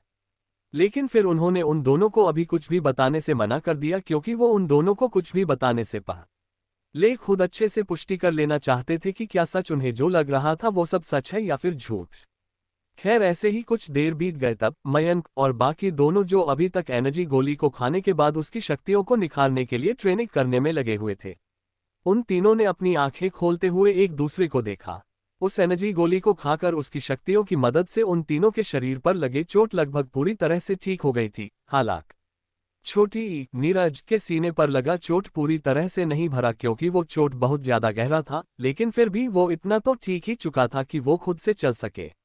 उन तीनों अपनी आंखें खोलने के बाद एक दूसरे को देखा, फिर उन तीनों की नजरें एक साथ घूमते हुए भेड़िए के उस लाश पर चली गई जो जमीन पर पड़ी हुई थी। उस भेड़िए को देखने के बाद मनीष अपने जगह से आगे बढ़ते हुए उस भेड़िए के पास पहुंच गया। उस भेड़िए के लाश के पास जाने के बाद मयंक ने अपनी तलवार में शक्तियां भेजते हुए उस पर अपनी पकड़ को मजबूत किया और फिर उस भेड़िए के सर को बीच से चीरते हुए 2 टुकड़े कर दिए। मनीष के ऐसा करते ही उस भेड़िए के सर के अंदर से एक चमकती हुई चीज बाहर आए और हवा में तैरने लगी। आखिर क्या था वो चमकती हुई चीज जो उस भेड़िए के सर से बाहर निकलकर हवा में तैरने लगी थी? वरिष्ठ गुमानी मयंक और नीरज को देखने के बाद क्यों बोल रहे थे कि वो दोनों वही है और उस जगह से ही आए हैं? कहानी में आगे जानने के लिए सुनते रहिए मयंक एवेटार ऑफ लॉर्ड सिर्फ और सिर्फ द नॉवल एक्सप्लेन चैनल पर। एपिसोड 75। नीरज अब एक चक्रीय लेवल -6 का योद्धा। मनीष अपने जगह पर खड़ा होने के बाद चलते हुए जमीन पर गिरे उस भेड़िए की लाश के पास गया और अपनी तलवार की मदद से पूरी ताकत लगाकर उस भेड़िए के सर पर हमला किया। मनीष के ऐसा करते ही उस भेड़िए की चट्टान जैसी सख्त त्वचा, जिस पर पहले उनके किसी भी हमले का कोई असर नहीं हो रहा था, वो अब किसी पनीर के टुकड़े जैसा आसानी से कट गया और उसका सर 2 टुकड़ों में बट गया। जैसे ही मनीष ने उस भेड़िए के सर के 2 टुकड़े किए तब उसके कटे हुए सर के अंदर से एक रोशनी निकलकर हवा में एक अंडे का रूप लेने लगी। जब मयंक और बाकी दोनों ने उस अंडे को देखा जो उस भेड़िए के कटे सिर से निकला था, तब उन तीनों के चेहरे जो उस भेड़िए के साथ लड़ाई करते वक्त आया चोटों की वजह से दर्द में थे, उन पर अचानक से ही बेइंतहा खुशी नजर आने लगी। जिसके साथ ही मयंक आगे आते हुए बोला, ये तो उस भेड़िए की एसेंस है। एक एसेंस असल में किसी बिस्ट की शक्तियों से तैयार हुआ एक पत्थर होता था, जो किसी बिस्ट को मारने के बाद उसके शरीर के अंदर से हासिल किया जाता था। अभी जो अंडे के आकार का पत्थर सबको दिखाई दे रहा था वो असल में उस सफेद भेड़िए का एसेंस था, जिसे देखकर वो तीनों इतने खुश हो रहे थे। इतने में मनीष उस एसेंस को अपने हाथ में पकड़कर कुछ सोचता है, जिसके बाद वो उस एसेंस को मयंक की तरफ फेंकते हुए उससे कहा, क्योंकि इस भेड़िए को तुमने मारा है इसलिए इस एसेंस भी तुम अपने पास ही रखो। मनीष के ऐसा करने पर मयंक भी अपने हाथों आगे करते हुए उस एसेंस को पकड़ लेता है। जैसे ही मयंक ने उस एसेंस को अपने हाथों में पकड़ा तब उसको उस एसेंस के अंदर से बहुत सारी शक्तियां निकलती हुई महसूस हुई। उस एसेंस के अंदर से निकल रही शक्तियों को महसूस करके मयंक की आंखें बड़ी हो गई और उनमें एक चमक दिखाई देने लगी, जिनसे वो उस एसेंस को देखते हुए मन ही मन बड़बड़ाया। इस एसेंस के अंदर से निकल रही ये शक्तियां तो सच में बहुत ज्यादा है। अगर कोई आदमी इस एसेंस की शक्तियों को निखार कर अपने शरीर के अंदर अवशोषित करे तब उस आदमी की शक्तियां सच बहुत ज्यादा बढ़ जाएंगी। मयंक पहल बड़ी ही बार किसी बिस्ट के एसेंस को अपने हाथों में पकड़ा था, इसलिए वो हैरान हुआ ये देखकर कि उस एसेंस के अंदर कितनी ज्यादा शक्तियां भरी हुई है। इससे पहले जब मयंक और नीरज ने मनीष को वनराज कबीले के उन वरिष्ठों से बचाया था, तब उस समय पर भी उन्हें उस शेर के अंदर से एक एसेंस प्राप्त हुआ था, लेकिन उस समय पर मनीष घायल था, इसलिए ही मनीष ने उस शेर से प्राप्त हुए उस एसेंस की शक्तियों को अवशोषित कर लिया था। क्योंकि उस समय पर मयंक और नीरज ने उस शेर को नहीं मारा था, इसलिए उन्हें इस बात से कोई आपत्ति नहीं हुई। लेकिन मनीष के उस एसेंस को अवशोषित करने की वजह से यह पता नहीं चल पाया था कि उस एसेंस के अंदर कितनी ज्यादा शक्तियां भरी हुई थी। खैर, उस एसेंस की शक्तियों को महसूस करने के बाद मयंक हल्के से मुस्कुराया, जिसके बाद वो चलते हुए नीरज के पास गया, जो अभी भी उस पेड़ के सहारे बैठा था और उसको अपनी तरफ आते देख रहा था। नीरज के पास जाने के बाद मयंक अपने हाथों में पकड़े एसेंस को उसकी तरफ बढ़ते हुए उससे कहा, अंकल, क्योंकि आप बहुत ज्यादा जख्मी हो इसलिए मैं चाहता हूं कि आप इस एसेंस की शक्तियों को अवशोषित करें ताकि छोटी ही आपके जख्म जल्दी से भर सके और आप फिर से ठीक हो जाए। वहीं जब नीरज ने मयंक की बातें सुनी तब वो उसको इस बात के लिए मना करते हुए बोला, हम तीनों में तुम्हारी शक्तियां सबसे कम है, इसलिए इस एसेंस के अंदर की शक्तियों को तुम्हें ही अवशोषित करके अपनी शक्तियों को बढ़ानी चाहिए। नीरज बस मयंक का एक बॉडीगार्ड था, जिसे यहाँ पर मयंक के साथ उसकी रक्षा करने और कुल देवता के मंदिर जाकर उसकी शक्तियों को बढ़ने के लिए भेजा गया था। ऐसे में अगर मयंक उस बिस्ट एसेंस की शक्तियों को अवशोषित करता तब उसकी शक्तियां बहुत ज्यादा बढ़ जाती। नीरज ने भले ही आज से पहले कभी किसी बिस्ट के एसेंस को अपने हाथों में ना लिया हो, लेकिन सने लोगों से सुना था कि किसी बिस्ट के एसेंस के अंदर कितनी ज्यादा शक्तियां होती है। इसलिए ही नीरज ने मयंक से उस बिस्ट एसेंस को लेने से मना कर दिया और खुद उसको ही उस बिस्ट एसेंस के अंदर की शक्ति यो को निखार कर अपनी साधना को बेहतर करने को कहा। वहीं जब मयंक ने नीरज को उस एसेंस को लेने से मना करते और उसकी बातें सुनी तब वो एक पल लिए चुप रहकर नीरज को ही देखता रहा, जिसके बाद वो उससे बोला, अगर आप खुद ही ठीक नहीं रहेंगे अंकल तो फिर आप आने वाले खतरों से मेरी रक्षा कैसे करेंगे। मयंक के पास जन्म के समय इस दुनिया के सामान्य लड़कों की तरह कोई शक्तियां नहीं थी, जिस वजह से कोई भी मयंक का दोस्त नहीं बनाता था। मयंक के पास उसके बचपन में अपना कहने के लिए केवल उसके माँ पापा और बड़े भाई शशि और बहन खुशबू ही थे। जब वो 6 का हुआ तब उसके बड़े भाई शशि उससे दूर चले गए, जिसके बाद जब मयंक 13 साल का हुआ तब उसकी हायर एकेडमी भी उसे छोड़कर चली गई। तब मयंक बहुत अकेला हो गया था। उसकी मां के जाने के बाद राजा किशोर ने मयंक का दाखिला अकेडमी ऑफ ग्रेट स्वॉर्ड्समैनशिप में करवा दिया, जहां पर उसे एक लड़की से प्यार हुआ। लेकिन उस रात उन लोगों के हमले में उसका प्यार यानी सोनाक्षी भी मारी गई। मयंक के करीबी अब बस कुछ लोग ही बचे हुए हैं जिन्हें वो अब अपने से दूर नहीं करना चाहता था, इसलिए ही मां यंक ने जब देखा कि नीरज घायल हो गया तब उसने बिना ज्यादा सोचे उस बिस्ट एसेंस को नीरज को देने के लिए चला गया। कोष्टक वही जब नीरज ने मयंक की बात सुनी तब वो भी एक पल के लिए सोच में पड़ गया। उसे भी मयंक की वो बात कहीं ना कहीं ठीक ही लग रही थी। आखिर उसको यहाँ पर मयंक की रक्षा करने के लिए भेजा गया था और अगर वो खुद ही घायल रहेगा तब ऐसे में वो मयंक की रक्षा कैसे करेगा। कुछ देर ऐसे ही सोचने के बाद उसने मयंक के हाथों से वो अंडे जैसा दिखने वाला बिस्ट एसेंस को लेकर वहीं पर साधना की मुद्रा में बैठकर ट्रेनिंग करने लगा और तेजी से उस वही जब उनसे थोड़ी दूर पर खड़े मनीष ने देखा कि कैसे मयंक ने वो बिस्ट एसेंस नीरज को बिना किसी झिझक के दे दिया तब उसके चेहरे पर थोड़ी हैरानी दिखने लगी, जिसके साथ ही वो मन ही मन सोचने लगा, जब मैंने उस भेड़िए के अंदर से उस एसेंस को निकाला फिर भी मुझे वो एसेंस मयंक को देने के लिए कितना सोचना पड़ा, जबकि मैंने उस भेड़िए को मारा तक नहीं था। वही ये लड़का इतने कीमती एसेंस को बस ऐसे ही नीरज को दे दिया। झाड़ी के पीछे छिपकर देख रहे वरिष्ठ गोमानी और बाकी दोनों भी हैरान हुए ये देखकर कि मयंक ने कैसे उस बिस्ट एसेंस को बस ऐसे ही नीरज को दे दिया था। खैर नीरज ट्रेनिंग करते हुए तेजी से उस एसेंस के अंदर की शक्तियों को निखरते हुए अवशोषित करता गया, जिस वजह से उसके हाथों में पकड़ा वो एसेंस जो पहले किसी अंडे के बराबर था वो छोटा होकर अब आधा हो गया था और तेजी से छोटा होता ही जा रहा था। नीरज ऐसे ही उस एसेंस की शक्तियां अवशोषित करता गया और वो एसेंस छोटा होते हुए एक नाखून के बराबर का रह गया था कि तभी वहां पर कुछ ऐसा हुआ जिसे देखकर मयंक और मनीष की आंखें बड़ी हो गई। उन दोनों ने देखा कि नीरज जो अब तक उस बिस्ट एसेंस की शक्तियों को अवशोषित कर रहा था, अचानक से ही उसका शरीर कांपने लगा और उसके नीचे धीरे धीरे करके चक्र बनाने लगा। नीरज को ऐसे कांपते और उसके नीचे धीरे धीरे करके तैयार होते उस चक्र को देखकर मयंक और मनीष दोनों के आंखों में थोड़ी परेशानी दिखने लगी, लेकिन अगले ही पल उनके चेहरे की वो परेशानी एक बेइंतहा खुशी में बदल गई, जिसके साथ ही मनीष अपनी खुशी से भरी आवाज में बोला, बड़े भाई नीरज अपने छठे चक्र को जागृत कर रहे हैं। इसका मतलब कि अब उनकी शक्तियां भी चक्रीय लेवल -6 पर हो जाएंगी। इसी के साथ वो दोनों जोर जोर से हंसने लगे, जिस वजह से उनके उस हंसी की वो आवाज आसपास के जंगल में गूंज रही थी। खैर जल्द ही नीरज के नीचे तैयार होता वो चक्र पूरी तरह से तैयार हो गया और उसी के साथ उसके हाथों में पकड़ा वो बिस्ट एसेंस भी पूरी तरह से गायब हो गया, जिसका मतलब नीरज ने उस बिस्ट एसेंस की सारी शक्तियां अवशोषित कर चुका था। उस बिस्टिया की सारी शक्तियां अवशोषित करने के बाद नीरज ने अपनी बंद आंखें खोली। नीरज के अपनी आंखें खोलते ही उनमें एक नीले रंग की चमक दिखाई पड़ी जो अगले ही पल गायब भी हो गई, जिसके बाद नीरज के शरीर से एक बहुत ही खतरनाक शक्तियों ऑरा निकाला जो उसके आसपास फैलते हुए कुछ पेड़ों और पत्थरों से टकरा गया। नीरज के शरीर से निकला शक्तियों का वो और इतना ज्यादा शक्तिशाली था कि जैसे ही वो उन पेड़ों और पत्थरों से टकराया तब उन पर दरार पड़ते दिखाई देने लगे। वहीं नीरज अपनी आंखें खोलने के बाद एक बार अपने पूरे शरीर को देखा और अंत में उसकी नजरें उसके सीने पर लगे उस चोट पर गई जो उसे सफेद भेड़िए के साथ लड़ते हुए लगी थी। उसने देखा कि उसके सीने पर लगा वो चोट पूरी तरह से ठीक हो गया है, जिस वजह से वो थोड़ा हैरान हुआ।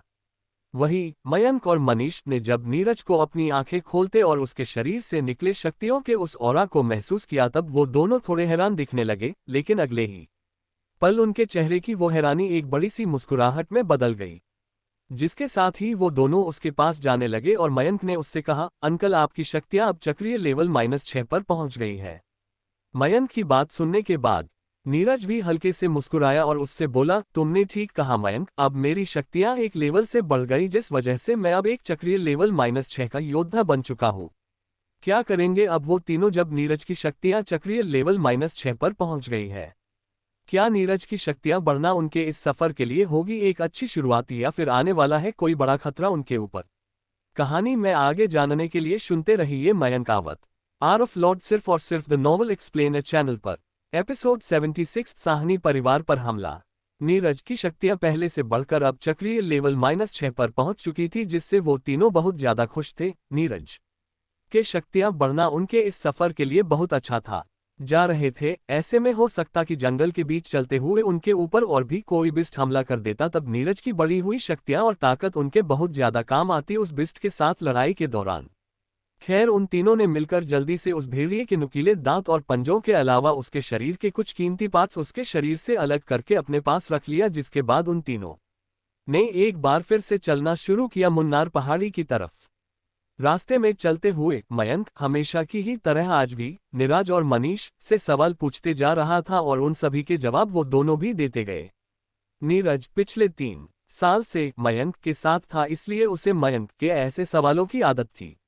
वहीं पिछले 1 हफ्ते से उनके साथ रहते हुए मनीष को भी अब मयंक के इन सवालों की आदत होने लगी थी। हालांकि वो खुद से पूछे गए मयंक के सभी सवालों के जवाब नहीं देता था, लेकिन फिर भी वो मयंक को बहुत कुछ बताता था।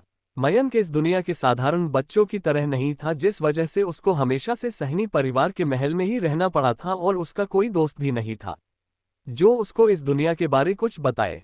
इसलिए जब कभी भी मयंक को कुछ नया पता चलता तब वो उसके बारे में और भी अधिक जानने के लिए लोगों से सवाल पूछते रहता था। अभी भी मयंक कुछ ऐसा ही करने की कोशिश कर रहा था। खैर वो तीनों ऐसे आगे बढ़ते रहे, तब मयंक की नजरें मनीष के ऊपर जाकर टिक गई और वो थोड़ा गंभीर लगते हुए उससे पूछा, बड़े भाई आपने हमें ये बात कभी नहीं बताई कि आपके पास कौन से बिस्ट की स्पिरिट तकनीक है। उद्धरण चिन्ह। मयंक को एक बार फिर खुद से ये सवाल करते देखकर मनीष का मुंह बन गया, लेकिन फिर अगले ही पल उसके चेहरे पर एक झूठी मुस्कान आ गई जिसके साथ वो मयंक को देखने लगा। लेकिन मनीष ने उसके इस सवाल का कोई जवाब नहीं दिया। मनीष को अपने सवाल का कोई जवाब ना देते देखकर मयंक के चेहरे पर एक मायूसी दिखने लगी। तभी नीरज भी उससे बोला, सच कहूं तो मैं भी इस बात को जानना चाहता हूं कि तुम्हारे पास कौन से बिस्ट की स्पिरिट तकनीक है, लेकिन तुम हो कि हमें कुछ बताते ही नहीं। हम दोनों यहाँ से बहुत दूर एक छोटे से शहर के अंदर रहते हैं जहाँ पर कोई जंगल या फिर कोई बिस्ट और जंगली जानवर नहीं रहते, इसलिए हम लोगों के पास कोई स्पिरिट तकनीक नहीं है। लेकिन जितना हमने अब तक देखा और समझा उस हिसाब से जंगल के बीचों बीच बसे इस सोमालिया शहर के अंदर रहने वाले सभी आदमियों के पास किसी ना किसी बिस्ट की कोई स्पिरिट तकनीक जरूर है। ऐसे में तुम्हारे पास भी कोई ना कोई तो स्पिरिट तकनीक होगी ही, हम बस उसे ही देखना चाहते हैं। लेकिन जब कभी भी मयंक तुमसे ये सवाल करता तब तुम उसे इसके लिए मना कर देते हो या फिर तुम कहते हो कि तब छोटे तुम्हारे पास ऐसी कोई तकनीक ही नहीं है। वही नीरज की बात सुनने के बाद मनीष ने एक गहरी सांस ली, जिसके बाद उसने उन दोनों से कहा, ऐसी बात नहीं कि मैं आप दोनों को इसके बारे में बताना नहीं चाहता, बल्कि असल बात तो यही है कि मेरे पास सच में कोई स्पिरिट तकनीक नहीं है। मनीष उन दोनों से ये बात झूठ नहीं बोला रहा था। मनीष के पास सच में किसी बिस्ट की कोई स्पिरिट तकनीक नहीं थी। जब वो अपने वनराज कबीले से निकाला गया तब से लेकर अभी तक उसने बहुत सारे बिस्टों के साथ लड़ाई की और उन्हें मारा भी था। इतने समय में उसके साथ 2 बार ऐसा हुआ जब उसको किसी बिस्ट को मारने के बाद उसकी स्पिरिट तकनीक हासिल करने का मौका मिला, लेकिन मनीष उन दोनों बार उस स्पिरिट तकनीक को हासिल करने में नाकामयाब रहा। मनीष को याद था कि जब उसने उन दोनों बिस्ट को मारा तब वो उनकी स्पिरिट को देखकर कितना खुश हुआ था, लेकिन जब उसने उन दोनों बिस्टों की स्पिरिट को रिफाइन करके अपने अंदर सामने की कोशिश की तब पता नहीं कैसे पर वो दोनों स्पिरिट उसकी शक्तियों से टकराते ही तबाह हो गई थी। यही कारण था कि मनीष के पास आज तक कोई स्पिरिट तकनीक नहीं थी और इस वजह से ही मनीष उस दिन तुषार की तैयार किए उस स्पिरिट टोकन को लेने के लिए आया था जहां पर उसको मयंक और नीरज ने बचाया था। खैर एक तरफ वो तीनों जंगल के बीच बने उस रास्ते पर तेजी से मुन्नार पहाड़ी की तरफ बढ़ रहे थे, वही दूसरी तरफ सहनी परिवार के अंदर अफरा तफरी मची हुई थी। चारों तरफ सहनी परिवार के लोग अपनी जान बचाने के लिए इधर उधर गिरते पड़ते भाग रहे थे, जबकि सहनी परिवार के सैनिक उन लोगों आगे किसी ढाल की तरह खड़े होकर दुश्मनों के साथ लड़ रहे थे। बीच बीच में लड़ रहे उन सैनिकों के बीच से लोगों के हाथ और सिर कटकर हवा में उड़ते और उन लोगों की दर्द से चिल्लाने और कराहने की आवाज भी आ रहा थी। चारों तरफ खौफनाक मंजर दिखाई पड़ रहा था। उन्हीं सैनिकों के बीच सहनी परिवार के बहुत से बूढ़े लोगों को भी देखा जा सकता था, जिनके शरीर से निकल रही शक्तियां बहुत ज्यादा थी। यहां तक कि कुछ लोगों के शरीर से निकल रही शक्तियों के अंदर रंग भी देखा जा सकता था। वो सभी बूढ़े आदमी जिनके शरीर से निकल रही शक्तियां रंगीन हो चुकी थी, वो सभी साहनी परिवार के एल्डर्स थे, जिनमें एल्डर धर्म, एल्डर रविंद्र और मास्टर राकेश भी शामिल थे। तभी एक मोटा आदमी अपने हाथ में पकड़े हथौड़े से साहनी परिवार के कुछ सैनिकों पर हमला किया, जिस वजह से वो सभी सैनिक वही जगह पर ही मारे गए। उन सभी सैनिकों को मारने के बाद उस मोटे आदमी ने अपना हथौड़ा हवा में लहराया और हंसते हुए कहा, हाँ हाँ हाँ हाँ धर्म और रविंद्र, अब तुम सब की बारी। इतना कहने के बाद वो मोटा आदमी अपने हाथों को लहराते हुए अपने सैनिकों को आदेश दिया, चलो आगे बढ़ो और चुन चुन कर सभी को मार दो। आज कोई भी यहाँ पर बचना नहीं चाहिए। वही जब एल्डर रविंद्र और एल्डर धर्म ने उस मोटे आदमी की बात सुनी तक वो दोनों उस मोटे आदमी को पहचानते हुए एक साथ बोले, पनरास तुम्हारा मेघ परिवार भी उनके साथ मिला हुआ है। तभी पनरास नाम का वो मोटा आदमी हंसते हुए फिर एक बार बोला, हाँ बिल्कुल हम हैं। तुम्हारे साहनी परिवार ने आज से 16 साल पहले हमारे परिवार के 2 एल्डर्स को मार दिया और तुमने हमारे सबसे बड़े बाजारों को भी हमसे हथिया लिया। ऐसे में आज जब हमें मौका मिला तुम लोगों से बदला लेने का तो फिर हम पीछे कैसे हट जाते। हमने तुम्हारे मेघ परिवार के उन दोनों एल्डर्स को मारा क्योंकि उन्होंने उस समय पर हमारे साहनी परिवार को लूटने की कोशिश की थी। तुम सब भी आज वही गलती दोहर रहे हो इसलिए आज तुम सब भी मरोगे। तुम्हें ऐसा लगता है? चलो फिर हम देखते हैं कि आज हम लोग मारे जाएंगे या फिर आज हम लोग अपना वो अधूरा काम पूरा करेंगे और तुम्हारे साहनी परिवार से वो खजाना छीन कर ही रहेंगे। एल्डर धर्म की बात सुनकर पनरास उनसे बोला, जिसके बाद उसने एक बार फिर अपने हथौड़ा को लहराया और उसके शरीर से बहुत ही ज्यादा मात्रा में पीले रंग की शक्तियां निकलने लगी और वो अपने जगह से छलांग लगाते हुए एल्डर रविंद्र और एल्डर धर्म के सामने पहुंच गया। एल्डर रविंद्र, पनरास और एल्डर धर्म के बीच हो रही इस लड़ाई से थोड़ी दूर राजा किशोर, एल्डर गोपाल और एल्डर उमेश्वर भी अपने परिवार के कुछ और एल्डर के साथ मिलकर दुश्मनों को खत्म करते जा रहे थे। तभी वहां पर एक आवाज गूंजी, स्वर्गीय बिजली से तैयार हुआ भाला जागृत हो। वो आवाज एल्डर उमेश्वर की थी, जिनके शरीर से अब बिजली की शक्तियां निकलते हुए एक दूसरे से मिलकर एक भाले का रूप लेने लगी। देखते ही देखते एल्डर उमेश्वर के शरीर से निकल रही बिजली की शक्तियों से तैयार हुआ वो भाला बहुत बड़ा हो गया, जिसे उन्होंने सामने दिख रहे दुश्मनों को निशाना बनाते हुए फेंक दिया। उनका फेंका वो बिजली भाला तेजी से आगे बढ़ते हुए अपने सामने आने वाले सभी लोगों को चीरता गया और एक झटके में 2-0 से भी ज्यादा लोग वही जमीन पर गिर गए। वो सभी लोग एल्डर उमेश्वर के उस बिजली भाला से टकराने के बाद मार दिए गए थे, जिसके बाद उन्होंने अपना भाला वापस अपने पास बुलाया और एक बार फिर उसमें अपनी बिजली की शक्तियां भरने लगे। लेकिन इससे पहले कि वो अपना हमला दोबारा करने के लिए तैयार हो पाते, उससे पहले ही वहां पर शक्तियों का एक बहुत ही खतरनाक विस्फोट हुआ, जिसमें साहनी परिवार के बहुत सारे सैनिकों के शरीर के चितले उड़ गए और वो सभी वही मारे गए।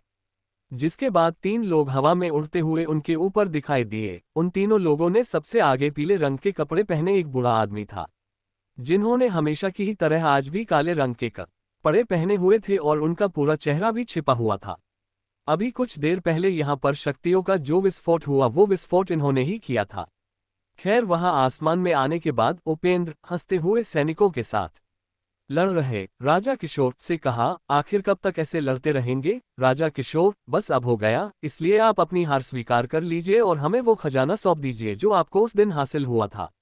क्या करेंगे? राजा किशोर अब आगे लीडर उपेंद्र की बात सुनने बाद आखिर किस खजाने की बात कर रहा था वो और क्या होगा साहनी परिवार के अंदर हो रहे इस लड़ाई अंजाम? कहानी में आगे जानने के लिए सुनते रहिए मयंक एवेटा ऑफ लॉ डी, सिर्फ और सिर्फ द नॉवल एक्सप्लेनर चैनल पर। एपिसोड 77 गद्दार। लीडर उपेंद्र ने जब वहां आने के बाद अपनी बात राजा किशोर से कही तब वहां पर हो रही लड़ाई एक पल के लिए रुक गई, जिसके बाद सभी की नजरें एक झटके में हवा में उड़ रहे उन 3 लोगों के ऊपर जाकर टिक गई। राजा किशोर और साहनी परिवार के बाकी के एल्डर भी जो अब तक वहां पर हमला करने आए सैनिकों को रोकते हुए खत्म करने में लगे थे। लीडर उपेंद्र की उस आवाज को सुनने के बाद वो भी रुक गए, जिसके बाद उन्होंने भी अपनी नजरें ऊपर करते हुए हवा में उड़ रहे उन 3 लोगों को देखा और उन सभी के आंखों में थोड़ी डर और हैरानी दिखाई देने लगी। जाहिर सी बात थी कि वो सभी हवा में उड़ रहे उन लोगों को देखकर समझ गए कि उन सभी की शक्तियां कम से कम दिव्यता लेवल पर थी। इतने में सैनिकों के बीच खड़े राजा किशोर, जो हवा में उड़ रहे उन लोगों को देख रहे थे, उन्होंने अपने कंधों को झटका, जिसके बाद उनके पीठ पर 2 चमकदार पंख निकल आए, जिसे फड़फड़ाते हुए वो भी अपने जगह से ऊपर उठने लगे और हवा में उड़ रहे लीडर उपेंद्र और बाकी दोनों के ठीक सामने जाकर खड़े हो गए। वो चमकदार पंख जो अभी राजा किशोर के पीठ पर दिखाई दिए और जिसे फड़फड़ाते हुए वो हवा में उड़ सके, वो असल में उनकी की पहली स्पिरिट तकनीक थी जो उन्हें एक उड़ने वाले बिस्ट को मारने के बाद हासिल हुई थी। नोट, स्पिरिट तकनीक असल में किसी बिस्ट की खासियत पर निर्भर करती थी। जैसे वनराज कबीले के तुषार और उसके साथ आए दोनों वरिष्ठ ने मिलकर उस शेर को मारा था, तब उन्हें उस शेर की बिस्ट रूप ही मिली थी, जिसका मतलब उस शेर की खासियत हमला करना था। इसलिए ही उस शेर को मारने के बाद उन्हें जो स्पिरिट मिली वो उस शेर के रूप में ही थी। वैसे ही राजा किशोर ने अपने ये पंख जिस बिस्ट की स्पिरिट से हासिल किया था, उस बिस्ट की खासियत उसकी उड़ने की स्पीड थी जो उसके पंखों की वजह से थी। इसलिए ही राजा किशोर को उस बिस्ट को मारने के बाद उन्हें ये पंख हासिल हुआ था। खैर, राजा किशोर अपने दोनों पंखों को फड़फड़ाते हुए हवा में उड़ रहे उपेंद्र और बाकी दोनों के सामने पहुंचे, जिसके बाद वो उन तीनों से बोले, लीडर उपेंद्र, आप ये हमला हमारे साहनी परिवार के ऊपर क्यों करवा रहे हो और आप किस खजाने के बारे में कह रहे हैं? क्या तुम्हें सच में नहीं पता कि लीडर उपेंद्र तुमसे किस खजाने के बारे में कह रहे हैं? राजा किशोर की बात खत्म होने के बाद एक दूसरी आवाज वहां पर गूंजी, जिसके बाद सबको दिखाई दिया कि दो और आदमी हवा में उड़ते हुए लीडर उपेंद्र के पास आकर हवा में खड़े हो गए। जैसे ही वो दोनों आदमी वहां पर आए तब राजा किशोर और साहनी परिवार के बाकी के एल्डर्स के चेहरों पर हैरानी और खौफ नजर आने लगा, जिसके साथ एल्डर उमेश्वर उन दोनों आदमियों को पहचानते हुए अपनी हैरत से भरी आवाज में बोले, क्या रावत परिवार और चौहान परिवार के लीडर्स निशांत रावत और राघवन चौहान भी इस हमले में सिंह परिवार और इन सभी के साथ शामिल है? एल्डर उमेश्वर के उस आवाज के साथ ही वहां पर हो रहे युद्ध पूरी तरह से रुक गया और लड़ाई कर रहे सभी सैनिक और लोग अपनी हैरत भरी नजरों को ऊपर करते हुए आसमान में उड़ रहे उन 6 लोगों को देखने लगे। साहनी परिवार के लोग और औरतें जो अभी तक अपने छोटे बच्चों और बोझ छोटे उरगों को बचाने के लिए उन्हें लेकर इधर उधर भागते हुए छिपने की कोशिश कर रहे थे, वो भी अब आसमान में उड़ उन 6 लोगों को देखने लगे। आज से पहले कभी भी किसी ने एक साथ इतने सारे ताकतवर लोगों को एक साथ नहीं देखा था जिसकी शक्तियां दिव्यता लेवल पर हो। इसलिए ही आज जब सभी लोग ने एक साथ इतने सारे दिव्यता एक्सपर्ट्स को देखा तब वो सभी बहुत ही ज्यादा हैरान और खौफसदा हो गए थे। तभी वहां पर लीडर निशांत की आवाज एक बार फिर गूंजी, हमें बस वो खजाना सौंप दो राजा किशोर जो तुम्हारे परिवार के पास पिछले 16 सालों से था, वरना हम तुम्हारे पूरे साहनी परिवार को आज खत्म कर देंगे और तुम हमें ऐसा करने से रोक भी नहीं पाओगे। निशांत, मुझे लगा ही था कि वो तुम ही होगे जो इस हद तक गिर सकते हो और हमारे परिवार पर ऐसे इतने सारे लोगों के साथ मिलकर हमला कर सकते हो। वैसे भी लगभग आधे साल पहले तुमने मेरे बेटे को मारने जैसी नीच कोशिश भी तो की ही थी। राजा किशोर वहां पर अभी आए लीडर निशांत को देखकर गुस्से में चिल्लाते हुए कहते हैं। राजा किशोर के इतना कहते ही लोगों के बीच बातें शुरू हो गई। वैसे तो अधिकांश लोगों को ये बात पता ही था कि लीडर निशांत ने अपने एक एल्डर से साहनी परिवार के मयंक को मरवाने की कोशिश की थी, लेकिन उन्होंने इस बात से ये कहकर इनकार कर दिया था कि एल्डर प्रभुनाथ को रावत परिवार से निकल दिया गया था, इसलिए उस हमले में उनका कोई हाथ नहीं था। खैर, लीडर निशांत उनकी बात सुनकर एक पल के लिए शांत हो गए, लेकिन फिर उन्होंने राजा किशोर से कहा, हम वो सारी बातें अब पुरानी हो गई, इसलिए उन्हें यहाँ पर करके कोई भी फायदा नहीं होगा। इसलिए तुम सीधे तौर पर बस बताओ कि तुम हमें उस खजाने तक ले जाओगे या नहीं, क्योंकि अगर तुम ऐसा नहीं करोगे तो फिर हमें तुम सबको खत्म करना होगा। वैसे भी हमारे पास पहले से ही एक ऐसा आदमी है जो उस खजाने के बारे में जानता है। लीडर निशांत के इतना कहते ही हमला करने आए सैनिकों के बीच से नीले रंग के कपड़े पहना एक अधेड़ उम्र का आदमी चलते हुए आगे आया और अपनी दमदार आवाज में बोला, आपने बिल्कुल ठीक कहा लीडर निशांत, बेशक मुझे अच्छे से पता है कि वो खजाना कहाँ पर छुपाया गया है। उस आदमी को सैनिकों के बीच से आगे आकर अपनी बात कहते देखकर सभी लोगों की नजरें एक साथ उसकी तरफ घूम गई और उस आदमी को देखते ही साहनी परिवार के लोगों ने एक झटके उसे पहचान लिया। उस आदमी को राजा किशोर ने भी देखा और उनकी आंखों में हैरानी दिखने लगी, लेकिन अगले ही पल उनकी आंखों की वो हैरानी एक खौफनाक नाराजगी में बदल गई, जिसके साथ वो उस आदमी से बोले, क्या रणविजय ये तुम हो? तुमने हमारे साहनी परिवार के साथ धोखा किया, लेकिन क्यों? मैंने तुम्हारे उस छोटे से दल को अपने सहनी परिवार के अंदर शामिल किया और तुम्हें परिवार के अंदर एक एल्डर का ओहदा भी दिया, फिर भी तुमने हमारे परिवार साथ गद्दारी की और हमारे पीठ में छुरा भोंकने जैसे काम किया। आज से लगभग 10 साल पहले रणविजय एक छोटे से दल मानगर दल का लीडर हुआ करता था, जिसे राजा किशोर ने अपने साहनी परिवार के अंदर शामिल कर लिया और उसको परिवार के अंदर एक बहुत ही बड़ा पद दिया। वो पद कोई छोटा पद नहीं बल्कि परिवार के 7वें एल्डर का पद था। वही जब रणविजय ने राजा किशोर की वो बात सुनी तब वो जोर जोर से हंसने लगा, जिसके साथ ही वो उनसे कहा, क्या आपको सच में ऐसा लगता है कि मैंने साहनी परिवार को धोखा दिया है? हांडस को अब मैं आपको क्या बताऊं कि साहनी परिवार के अंदर मैं खुद शामिल हुआ क्यों? कि मेरा मकसद तुम्हारे परिवार से उस खजाने को चुराना था। हालांकि मैं ऐसा करने में नाकामयाब रहा, लेकिन इतने सालों से यहाँ पर रहते हुए मुझे ये तो पता चल ही गया कि वो खजाना क्या और कहाँ पर है। खैर, अब इस बात से क्या फर्क पड़ेगा। अब क्योंकि हमें इनकी कोई जरूरत नहीं पड़ेगी, तो फिर लीडर निशांत, क्यों ना आप इन लोगों को खत्म कर दे। तुमने ठीक कहा रणविजय, अब क्योंकि हमें इनकी कोई जरूरत नहीं, इसलिए मुझे लगता है कि इन्हें खत्म कर ही। लेकिन इससे पहले कि लीडर निशांत अपनी बात पूरी कर पाता, उससे पहले ही उसने देखा कि शक्तियों से लिपटी एक तलवार तेजी से आगे आए और रणविजय से जा टकराए। शक्तियों के उस तलवार के रणविजय स ए टकराते ही वहां पर सभी को एक दर्द से भरी चीख सुनाई पड़ी, जिसके बाद सभी को दिखाई पड़ा रणविजय का सर उसके शरीर से अलग होते हुए। उसके सर को ऐसे ही शरीर से अलग होते देखकर देखने वालों के चेहरों पर हैरानी और खौफ दिखने लगा। शक्तियों से लिपटी उस तलवार की स्पीड इतनी अधिक थी कि हवा में उड़ रहे उन 6 लोगों के अलावा किसी को भी कुछ समझ में नहीं आया कि अभी अभी वहां पर क्या हुआ था। उस तलवार का आना और रणविजय का सरू सके धड़ से अलग होना इतना अचानक और तेजी से हुआ कि किसी को कुछ पता ही नहीं चल पाया कि आखिर वहां पर क्या हुआ, जिस वजह से सभी लोग अपनी खौफ से भरी नजरों से रणविजय के शरीर को जमीन पर गिरते देखते रहे।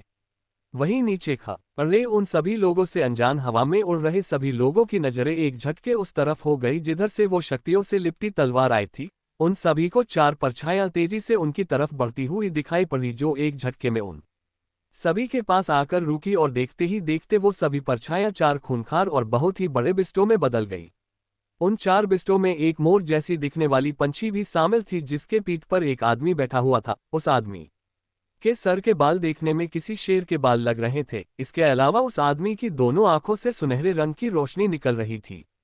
उन 4 बिस्टों के वहां पर आते ही वहां पर चारों तरफ एक अजीब सा अंधेरा छाने लगा, जो देखते ही देखते पूरे साहनी परिवार के अंदर फैल गया। वो अंधेरा असल में उन सभी बिस्टों की परछाई से तैयार हुआ था, जो पूरी तरह से आसमान से आने वाली सूरज की किरणों को साहनी परिवार पर पड़ने से रोक दिया था।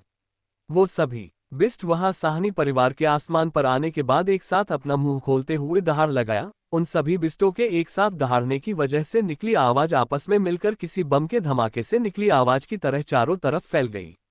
उन सभी बिस्टों की दहाड़ से निकली वो आवाज इतनी ज्यादा तेज थी कि सभी को अपने कान हाथों की मदद से ढकना पड़ा, यहां तक कि हवा में उड़ रहे उन 6 लोगों को भी अपने कानों ढकना पड़ गया। जिसके बाद उन 6 लोगों और नीचे खड़े सभी लोगों की नजरें अभी अभी आए उन बिस्टों के ऊपर जाकर रुकी और हवा में उड़ रहे उन 4 इतने बड़े और खूंखार बिस्टों को देखते ही उनके माथे पर पसीना और आंखों में खौफ दिखने लगा।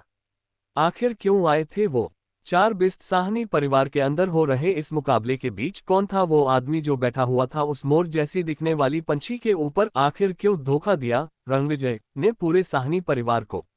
कहानी में आगे जानने के लिए सुनते रहिए मयंक एवटार ऑफ लॉर्ड, सिर्फ और सिर्फ द नॉवल एक्सप्लेनर चैनल पर। एपिसोड 78 सम्राट लेवल का बिस्ट। जब लोगों ने हवा में उड़ रहे उन 4 खूंखार बिस्टों को देखा जो हवा में उड़त ए समय आसमान के किसी बदल की तरह प्रतीत हो रहे थे, तब सभी लोगों का गला डर से सूखने लगा और उनके चेहरे की हवाएं उड़ गई। वही हवा में उड़ रहे उन 6 लोगों का हाल भी कुछ ऐसा ही था, क्योंकि जब उन्होंने चारों बिस्टों को अपने सामने आकर रुकते देखा तब वो सभी अपने जगह से पीछे हो गए और अपनी खौफ से भरी नजरों से उन सभी बिस्टों को देखने लगे। उन बिस्टों को देखते हुए सभी के चेहरों पर चिंता देखी जा सकती थी, जबकि उन बिस्टों को देखने के बाद राजा किशोर और साहनी परिवार के लोग जो अब तक परेशान और चिंतित लग रहे थे, उन सभी के चेहरों अब बेइंतहा खुशी दिखने लगी। जिसके साथ ही सैनिकों के बीच से कोई साहनी परिवार का सैनिक चिल्लाते हुए बोला, ये सभी तो हमारे परिवार के गार्डियन बीस्ट है। उस सैनिक की वो आवाज सुनते ही वहां सैनिकों के बीच हड़कंप मच गई और अब वो सभी सैनिक पीछे हटने लगे जिन्होंने यहां पर साहनी परिवार को खत्म करने के लिए उन पर हमला किया था। सभी ने साहनी परिवार के उन गार्डियन बिस्टों के बारे में सुना हुआ था और आज अपने आंखों से हवा में उड़ रहे उन बड़े और विशाल बिस्टों को देखकर उन सभी को समझ में गया कि वो सभी बिस्ट सच में कितने ज्यादा शक्तिशाली और खूंखार होंगे। खैर, उस सैनिक की उस आवाज को हवा में उड़ रहे लीडर निशांत, लीडर उपेंद्र और बाकी तीनों ने भी सुना और सभी के चेहरों पर परेशानी नजर आने लगी। जिसके साथ ही सिंह परिवार का बूढ़ा लीडर उपेंद्र अपने आसपास के लोगों को देखते हुए अपनी डर से भरी हकलाती हुई आवाज में कहा, लेकिन ये कैसे हो सकता है? आखिर ये सभी बिस्ट वापस कैसे आ गए? ये सभी तो साहनी परिवार से बहुत पहले ही चले गए थे। तो फिर ये सभी बिस्ट वापस किसे आ सकते हैं? उद्धरण चिन्ह। वो चारों बिस्ट जो अभी अभी साहनी परिवार के आसमान में सबको दिखाई दिए वो उनके गार्डियन बिस्ट थे। जब 16 साल पहले साहनी परिवार में मयंक का जन्म हुआ था, उस समय पर हुए उस घटना के वजह से 5 बिस्टों ने साहनी परिवार पर हमला किया था। तब उस समय पर 2 अनजान लोग भी यहां पर आए थे। उन दोनों आदमियों में से एक आदमी ब्रिजलांत ने मयंक की जन्मजात शक्तियां उससे छीन कर चला गया, जबकि वहां आए दूसरा आदमी वरिष्ठ आशुदेव ने मयंक की जान बचाई और वहां पर हमला करने आए उन 5 बिस्टों को भी सहनी परिवार के साथ 5 साल तक रहने के लिए कहा था। उन 5 बिस्टों को ही साहनी परिवार के लोग गार्डियन बिस्ट कहते थे। हालांकि वो सभी बिस्ट 5 साल के बाद साहनी परिवार से चले गए थे, लेकिन जब तक वो सभी बिस्ट साहनी परिवार के साथ जुड़े रहे तब तक राजा किशोर ने उन बिस्टों को बहुत से रिसोर्स दिया, जिससे उन बिस्टों के साधना में बहुत ही तेजी से सुधार हुआ था। इस वजह से वो बिस्ट अक्सर ही साहनी परिवार के कुछ एल्डर्स के संपर्क में रहते थे और आज जब इतने सारे परिवार के सैनिकों ने उन पर एक साथ मिलकर हमला किया तब उन्होंने इन गार्डियन बिस्टों को अपने मदद के लिए बुला लिया था। खैर, वो बिस्ट वहां पर आने के बाद अपनी बड़ी और खूंखार नजरों से लीडर निशांत और उनके पास खड़े उन 4 लोगों देखने लगे। तभी उस मोर के ऊपर बैठा वो आदमी दमदार और खौफनाक तरीके से बोला, क्या तुम सभी भूल गए कि आज से पहले साहनी परिवार पर हमला करने वाले लोगों के साथ क्या हुआ करता था? जिसके बाद वो आदमी राजा किशोर के बगल में आकर खड़ा हो गया और उसके शरीर से ढेर सारी शक्तियां निकलने लगी, जिसे महसूस करते ही लीडर निशांत और उसके बगल में उड़ रहे चारों के रोंगटे खड़े हो गए और वो हैरत भरी आवाज में बोले, क्या एक सम्राट लेवल का आदमी? लेकिन आखिर ये कैसे हो सकता है? वही उस आदमी के शरीर से निकल रही इतनी ज्यादा शक्तियों को देखकर राजा किशोर भी थोड़े हैरान हुए, लेकिन उसी के साथ उन्हें कुछ समझ में आया और उन्होंने उस आदमी से पूछा, बिस्ट राज, क्या ये आप है? बिस्ट राज, हम। आपने बिल्कुल ठीक पहचाना राजा किशोर, लेकिन अब मैं वो पहले वाला बिस्ट राज नहीं, बल्कि अब मैं बिस्ट सम्राट शेरा हूँ।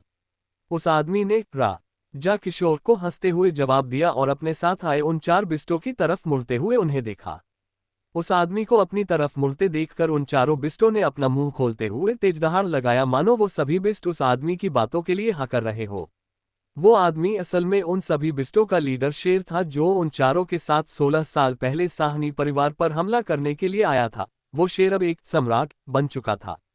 इस दुनिया में जब कोई बिस्ट अपनी शक्तियों को सम्राट लेवल पर पहुंचा लेता, तब वो बिस्ट इंसानी रूप धारण कर सकता था। राजा किशोर के बगल में उड़ रहा वो आदमी असल में एक जंगली बिस्ट था, लेकिन अपनी शक्तियों को सम्राट लेवल पर पहुंचने की वजह से वो बिस्ट अब अपने आप को कभी भी एक इंसानी शरीर में परिवर्तित कर सकता था। खैर, जब हमला करने आए लीडर्स ने उस आदमी की बात सुनी तब उनको कुछ समझ में ही नहीं आया कि वो क्या करे। पूरे सुल्तानपुरा शहर में ऐसा कोई भी परिवार, कबीला या दल नहीं जिसके पास कोई सम्राट लेवल का योद्धा हो। यहाँ तक कि तलवार बहु कबीला, जो पूरे सुल्तानपुरा शहर का सबसे बड़ा और ताकतवर कबीला था, उसके अंदर भी अभी तक कोई योद्धा इस लेवल पर नहीं पहुंच पाया था। एक योद्धा जो अपनी शक्तियों को सम्राट लेवल पर पहुंचा लेता, तब वो योद्धा सुल्तानपुरा शहर जैसे जगहों पर किसी देवता की तरह होता था, जिसकी आगे कभी कोई कुछ बोलने तक की हिम्मत नहीं करता था। लेकिन यहाँ पर तो ऐसा ही एक बिस्ट जिसकी शक्तियाँ सम्राट लेवल पर थी और जो इंसानी शरीर धारण कर सकता हो, उनके सामने खड़ा हुआ था, जो उन्हें साहनी परिवार पर हमला करने से रोकने और उनसे लड़ने के लिए तैयार था। जिस वजह से उन सभी को कुछ समझ में नहीं आया कि वो क्या करे। तभी वहां पर हमला करने आए लीडर्स के दिमाग में पता नहीं क्या आया और वो सभी एक साथ वही अपने घुटनों पर बैठ गए और राजा किशोर से साहनी परिवार पर हमला करने के लिए माफी मांगने लगे।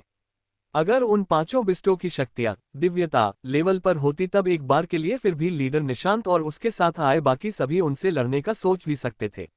लेकिन ऐसा बिल्कुल नहीं था, क्योंकि उनके सामने अब सम्राट लेवल का बिस्ट खड़ा था। इसलिए ही वो सभी अब साहनी परिवार को खत्म करने और उनके खजाने लूटने ज्यादा से यहां से जिंदा बच निकलना सही समझ रहे थे।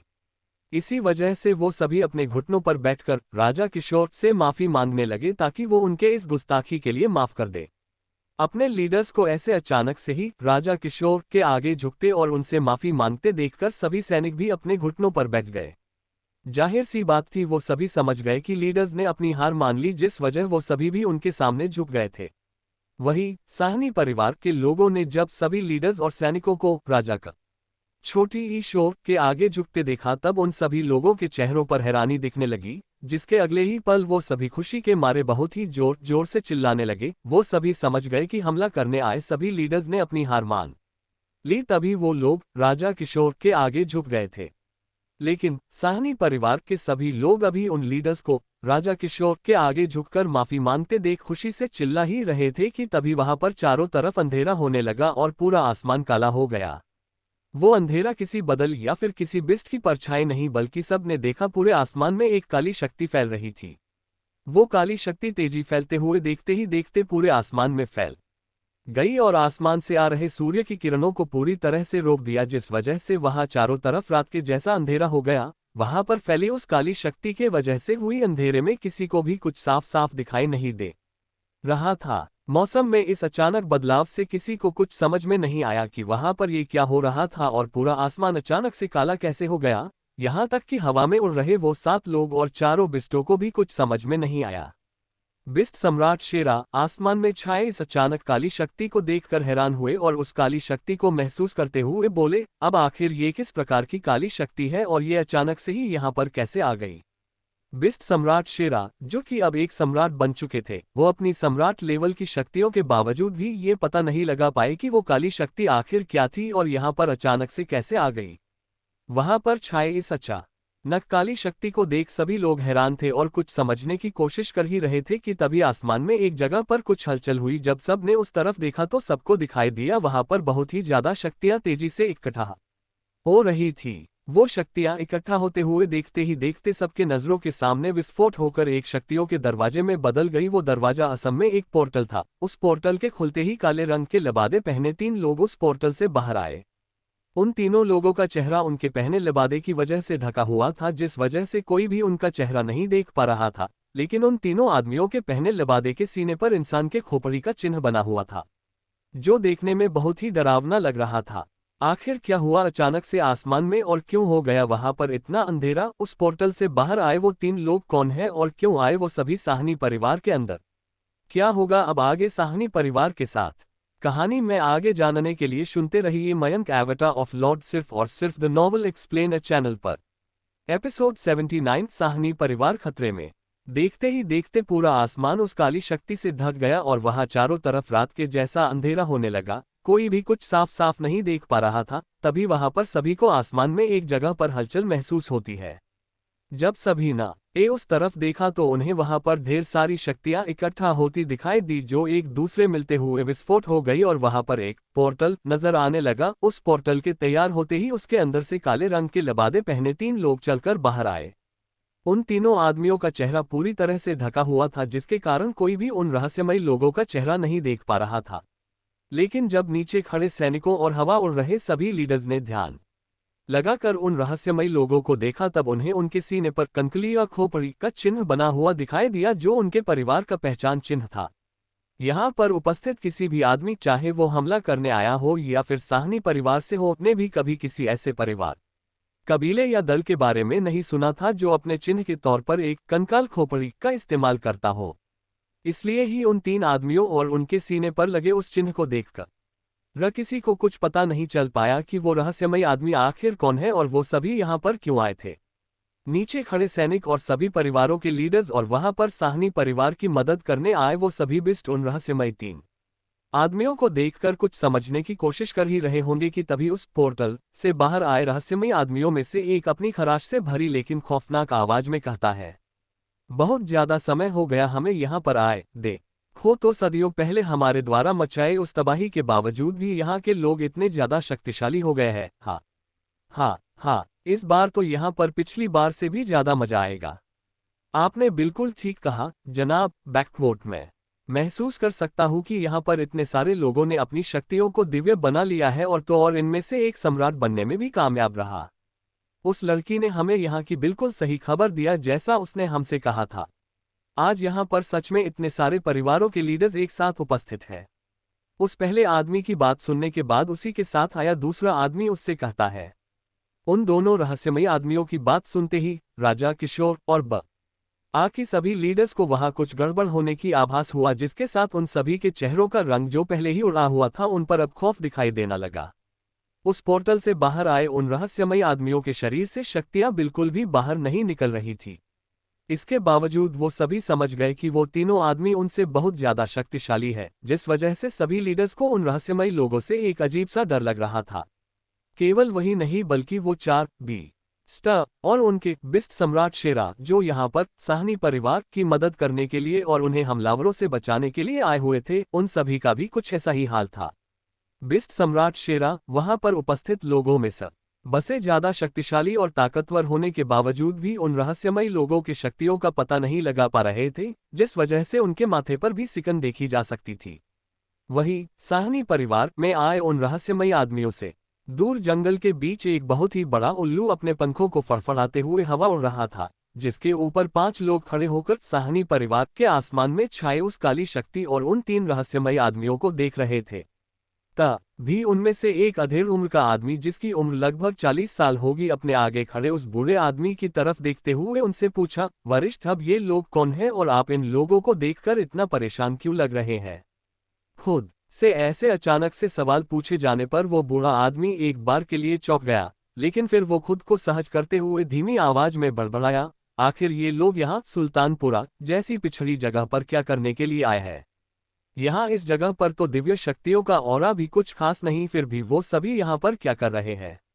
उस बूढ़े आदमी को ऐसे खुद में बड़बड़ाते देखकर वो अधेड़ उम्र का आदमी एक बार फिर उनसे पूछा, वरिष्ठ आप क्या कह रहे हो और वो लोग कौन है?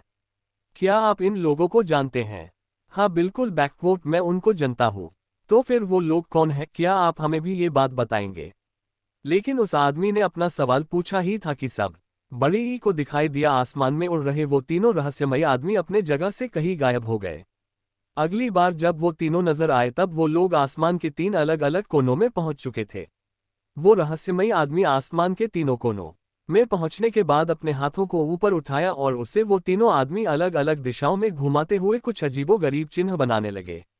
उनके ऐसा करते ही आसमान में एक बहुत ही बड़ा चक्र बनता दिखाई देने लगा, जिस के अंदर बहुत से नक्काशियां और चिन्ह बने हुए थे।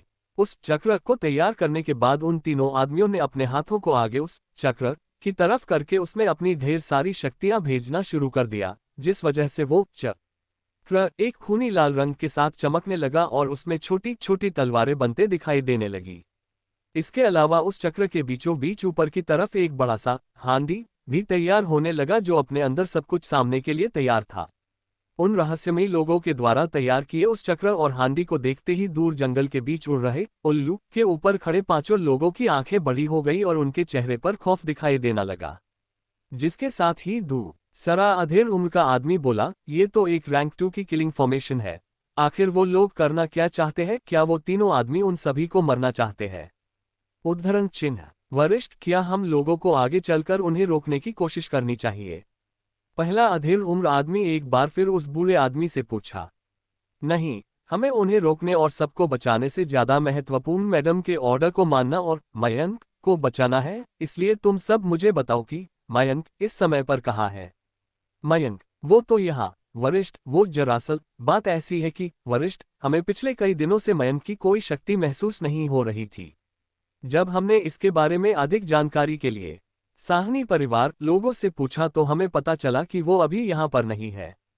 मयंक अभी यहाँ पर नहीं है और तुम लोग उसकी शक्तियाँ महसूस नहीं कर पा रहे हो, इसका क्या मतलब है? मुझे सब कुछ साफ साफ बताओ कि आखिर तुम्हारा ये कहने का क्या मतलब है?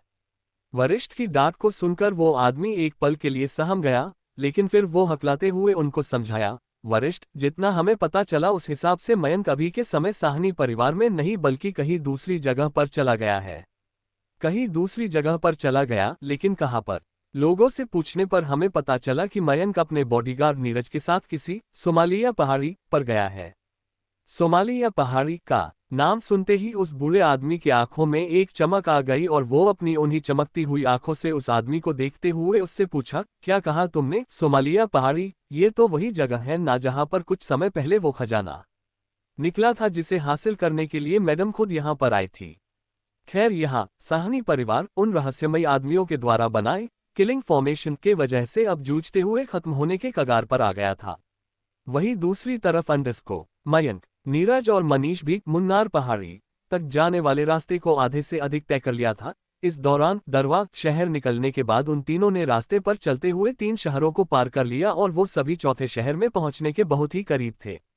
हालांकि यहां तक पहुंचने में उन सभी लगभग 3 हफ्ते का समय लग गया, जिस दौरान रास्ते में उन पर बहुत से शक्तिशाली और ताकतवर जंगली बिस्टों ने हमला किया था। लेकिन मनीष की चक रियल लेवल -7 और नीरज की चक्रीय लेवल -6 की शक्तियों और मयंक की पावरफुल लड़ाई तकनीकों की मदद से उन्होंने बड़े आसानी से उन सभी बिस्टों को हरा दिया और उन सभी मारने में कामयाब रहे।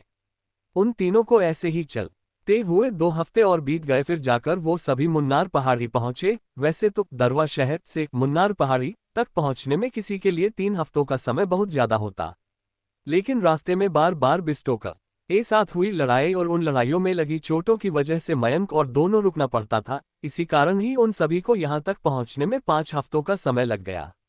खैर, जब वो तीनों मुन्नार पहाड़ी पहुंचे तब तक सूरज ढल चुका था और आसमान में अंधेरा होने लगा था, इसलिए मनीष उन दोनों को एक सराय के अंदर ले गया, जहां पर रुकने के लिए उन्होंने 3 कमरे किराए पर लिया। जिसके बाद वो तीनों अपने अपने कमरों में आराम करने के लिए चले गए। क्या होगा साहनी परिवार के साथ और कहां से आए वो 3 रहस्यमयी आदमी? आखिर उन्होंने साहनी परिवार को खत्म करने के लिए एक रैंक 2 का किलिंग फॉर्मेशन एक्टिवेट क्यों कर दिया था? कहानी में आगे जानने के लिए सुनते रहिए मयंक एवटार ऑफ लॉर्ड सिर्फ और सिर्फ द नॉवल एक्सप्लेनर चैनल पर। एपिसोड 80 सोमालिया पहाड़ी की तरफ आगमन। मयंक और बाकी दोनों जब सोमालिया शहर के केंद्र कही जाने वाली मुन्नार पहाड़ी पहुंचे तब तक सूरज ढल चुका था और वहां चारों तरफ अंधेरा होने लगा था, इसलिए वो सभी आराम करने के लिए पास ही के एक सराय में चले गए। वो रात बीत जाने के बाद अगले दिन वो तीनों अपने कमरों से निकले, जिसके बाद वो सभी सराय से बाहर चले गए घूमने और सफर में खत्म हो चुके कुछ सामान खरीदने के लिए।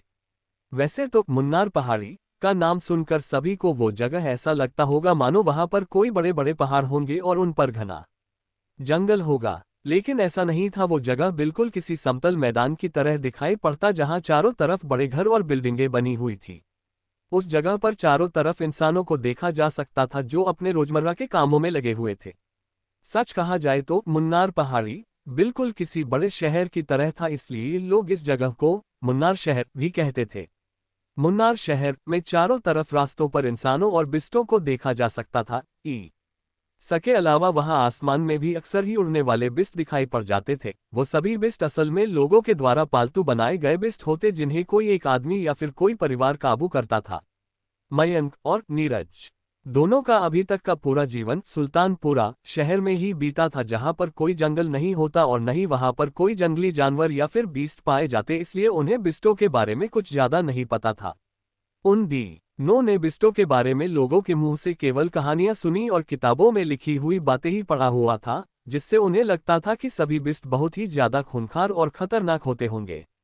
लेकिन जब वो दोनों रवा शहर में पहुंचे तब उन्होंने वहां पर बहुत सारे पालतू बिस्ट देखा, जिनमें से कुछ बिस्ट तो हवा में उड़ सकते थे।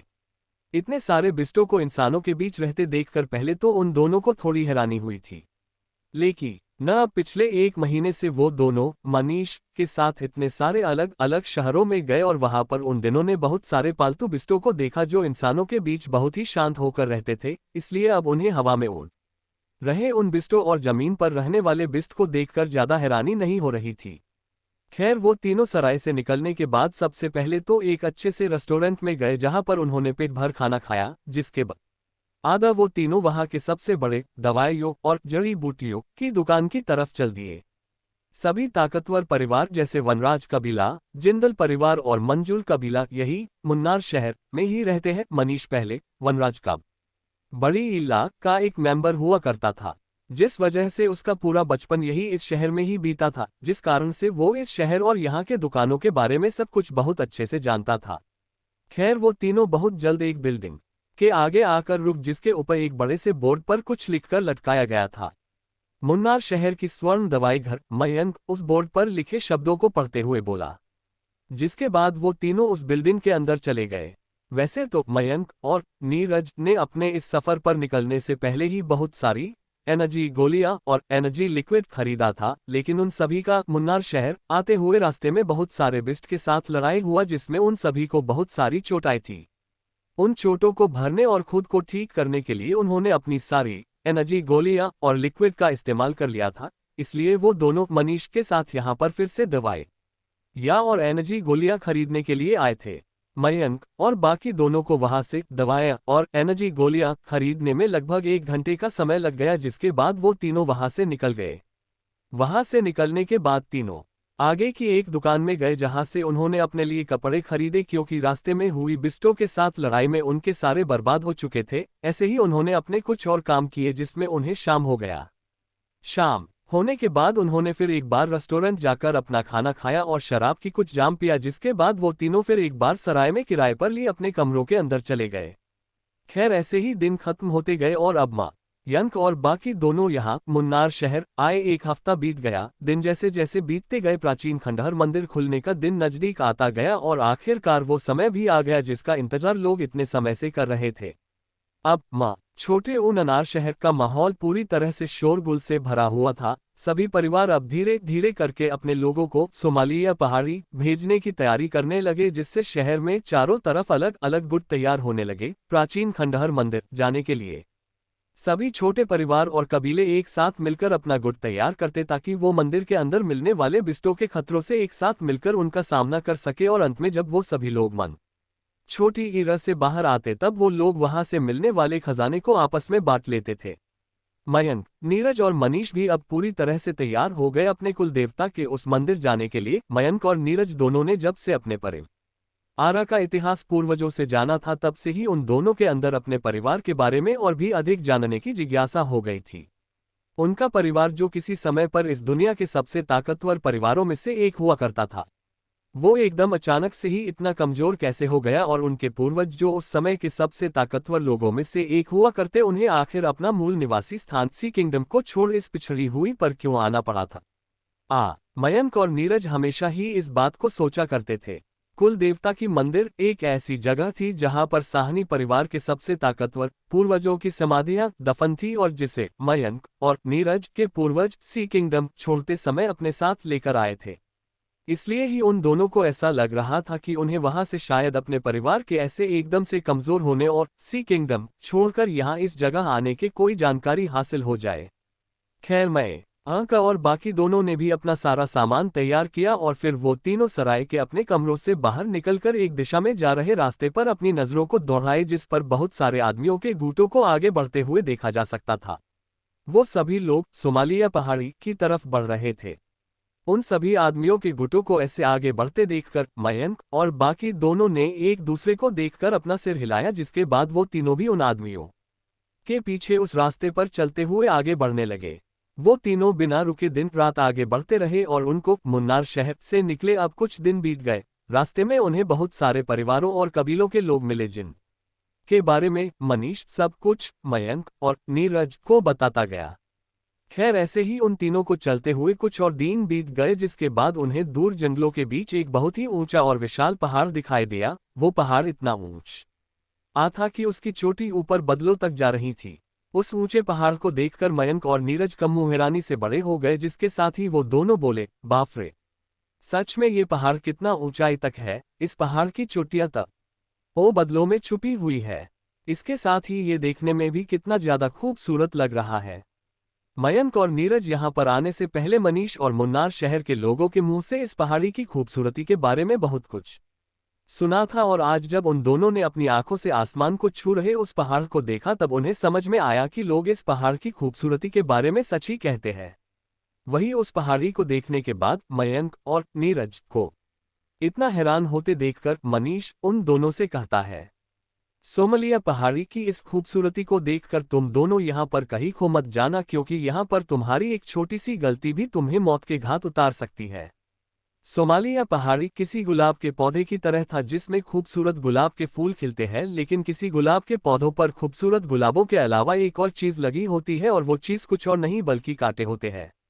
अगर किसी आदमी को उस पौधे से कोई गुलाब चाहिए होगा, तब उस आदमी को पौधे पर लगे उन सभी कांटों से होकर गुजरना होगा, तब जाकर ही वो आदमी उस पौधे पर गुलाब तक पहुंच पाएगा और उसे हासिल कर पाएगा। यहाँ पर स्थित प्राचीन खंडहर मंदिर, जिसे तुम दोनों अपने कुलदेवता की मंदिर भी कहते हो, वो जगह इस पहाड़ी पर किसी गुलाब के फूल की तरह है, जबकि उस पहाड़ी पर रहने वाले बिस्ट और जानवर पौधे पर लगे कांटे की तरह, जो यहाँ पर रह आए लोगों को जान से मार देते हैं। मयंक और नीरज से इतना कहने के बाद मनीष एक पल के लिए चुप रहा, जिसके बाद वो जंगल के बीच बह रही एक नदी की तरफ इशारा करते हुए उनसे फिर एक बार बोला, तुम दोनों उस नदी को देख रहे हो? वो नदी को कोई आम नदी नहीं बल्कि एक सीमा है। तुम दोनों ने बिल्कुल सही सुना, एक सीमा जो सोमालिया पहाड़ी को इस शहर से अलग करती है। तुम्हें पता होना चाहिए कि उस नदी को पार करते ही कोई इंसान सोमालिया पहाड़ी के क्षेत्र में पहुंच जाएगा। लेकिन उस नदी को पार करने के लिए भी कुछ शर्तें हैं, जिसे पूरी करने के बाद ही कोई इंसान उस नदी को पार कर सकता है। उस नदी को पार करने के लिए किसी आदमी को कुछ शर्तों को पूरी करनी पड़ेगी। लेकिन कैसी शर्तें, क्या तुम हमें बताओगे इसके बारे में? मनीष की बात सुनने के बाद नीरज उससे पूछता है, आखिर कौन सी शर्तें पूरी करनी होंगी सभी को उस नदी को पार करने के लिए? क्या मयंक और बाकी दोनों बना पाएंगे अपना जगह प्राचीन खंडहर मंदिर के 10 योद्धाओं में? कहानी में आगे जानने के लिए सुनते रहिए मयंक एवेटर ऑफ लॉर्ड सिर्फ और सिर्फ द नॉवल एक्सप्लेन चैनल पर। वह बड़ी ही वीडियो पसंद आए तो लाइक करें और अपने दोस्तों के साथ शेयर करें। और हमारे पॉकेट नॉवल पर बेहतरीन कहानियां का आनंद उठाए, लिंक डिस्क्रिप्शन में दिया गया है। और हाँ, टेलीग्राम का भी लिंक डिस्क्रिप्शन में है, वो जरूर ज्वाइन करें ताकि आप हमारे अपडेट सबसे पहले पा सकें। आपका सपोर्ट हमारे लिए बहुत महत्वपूर्ण है, इसलिए हमारे साथ जुड़े रहें और हमारी यात्रा में हिस्सा बनें।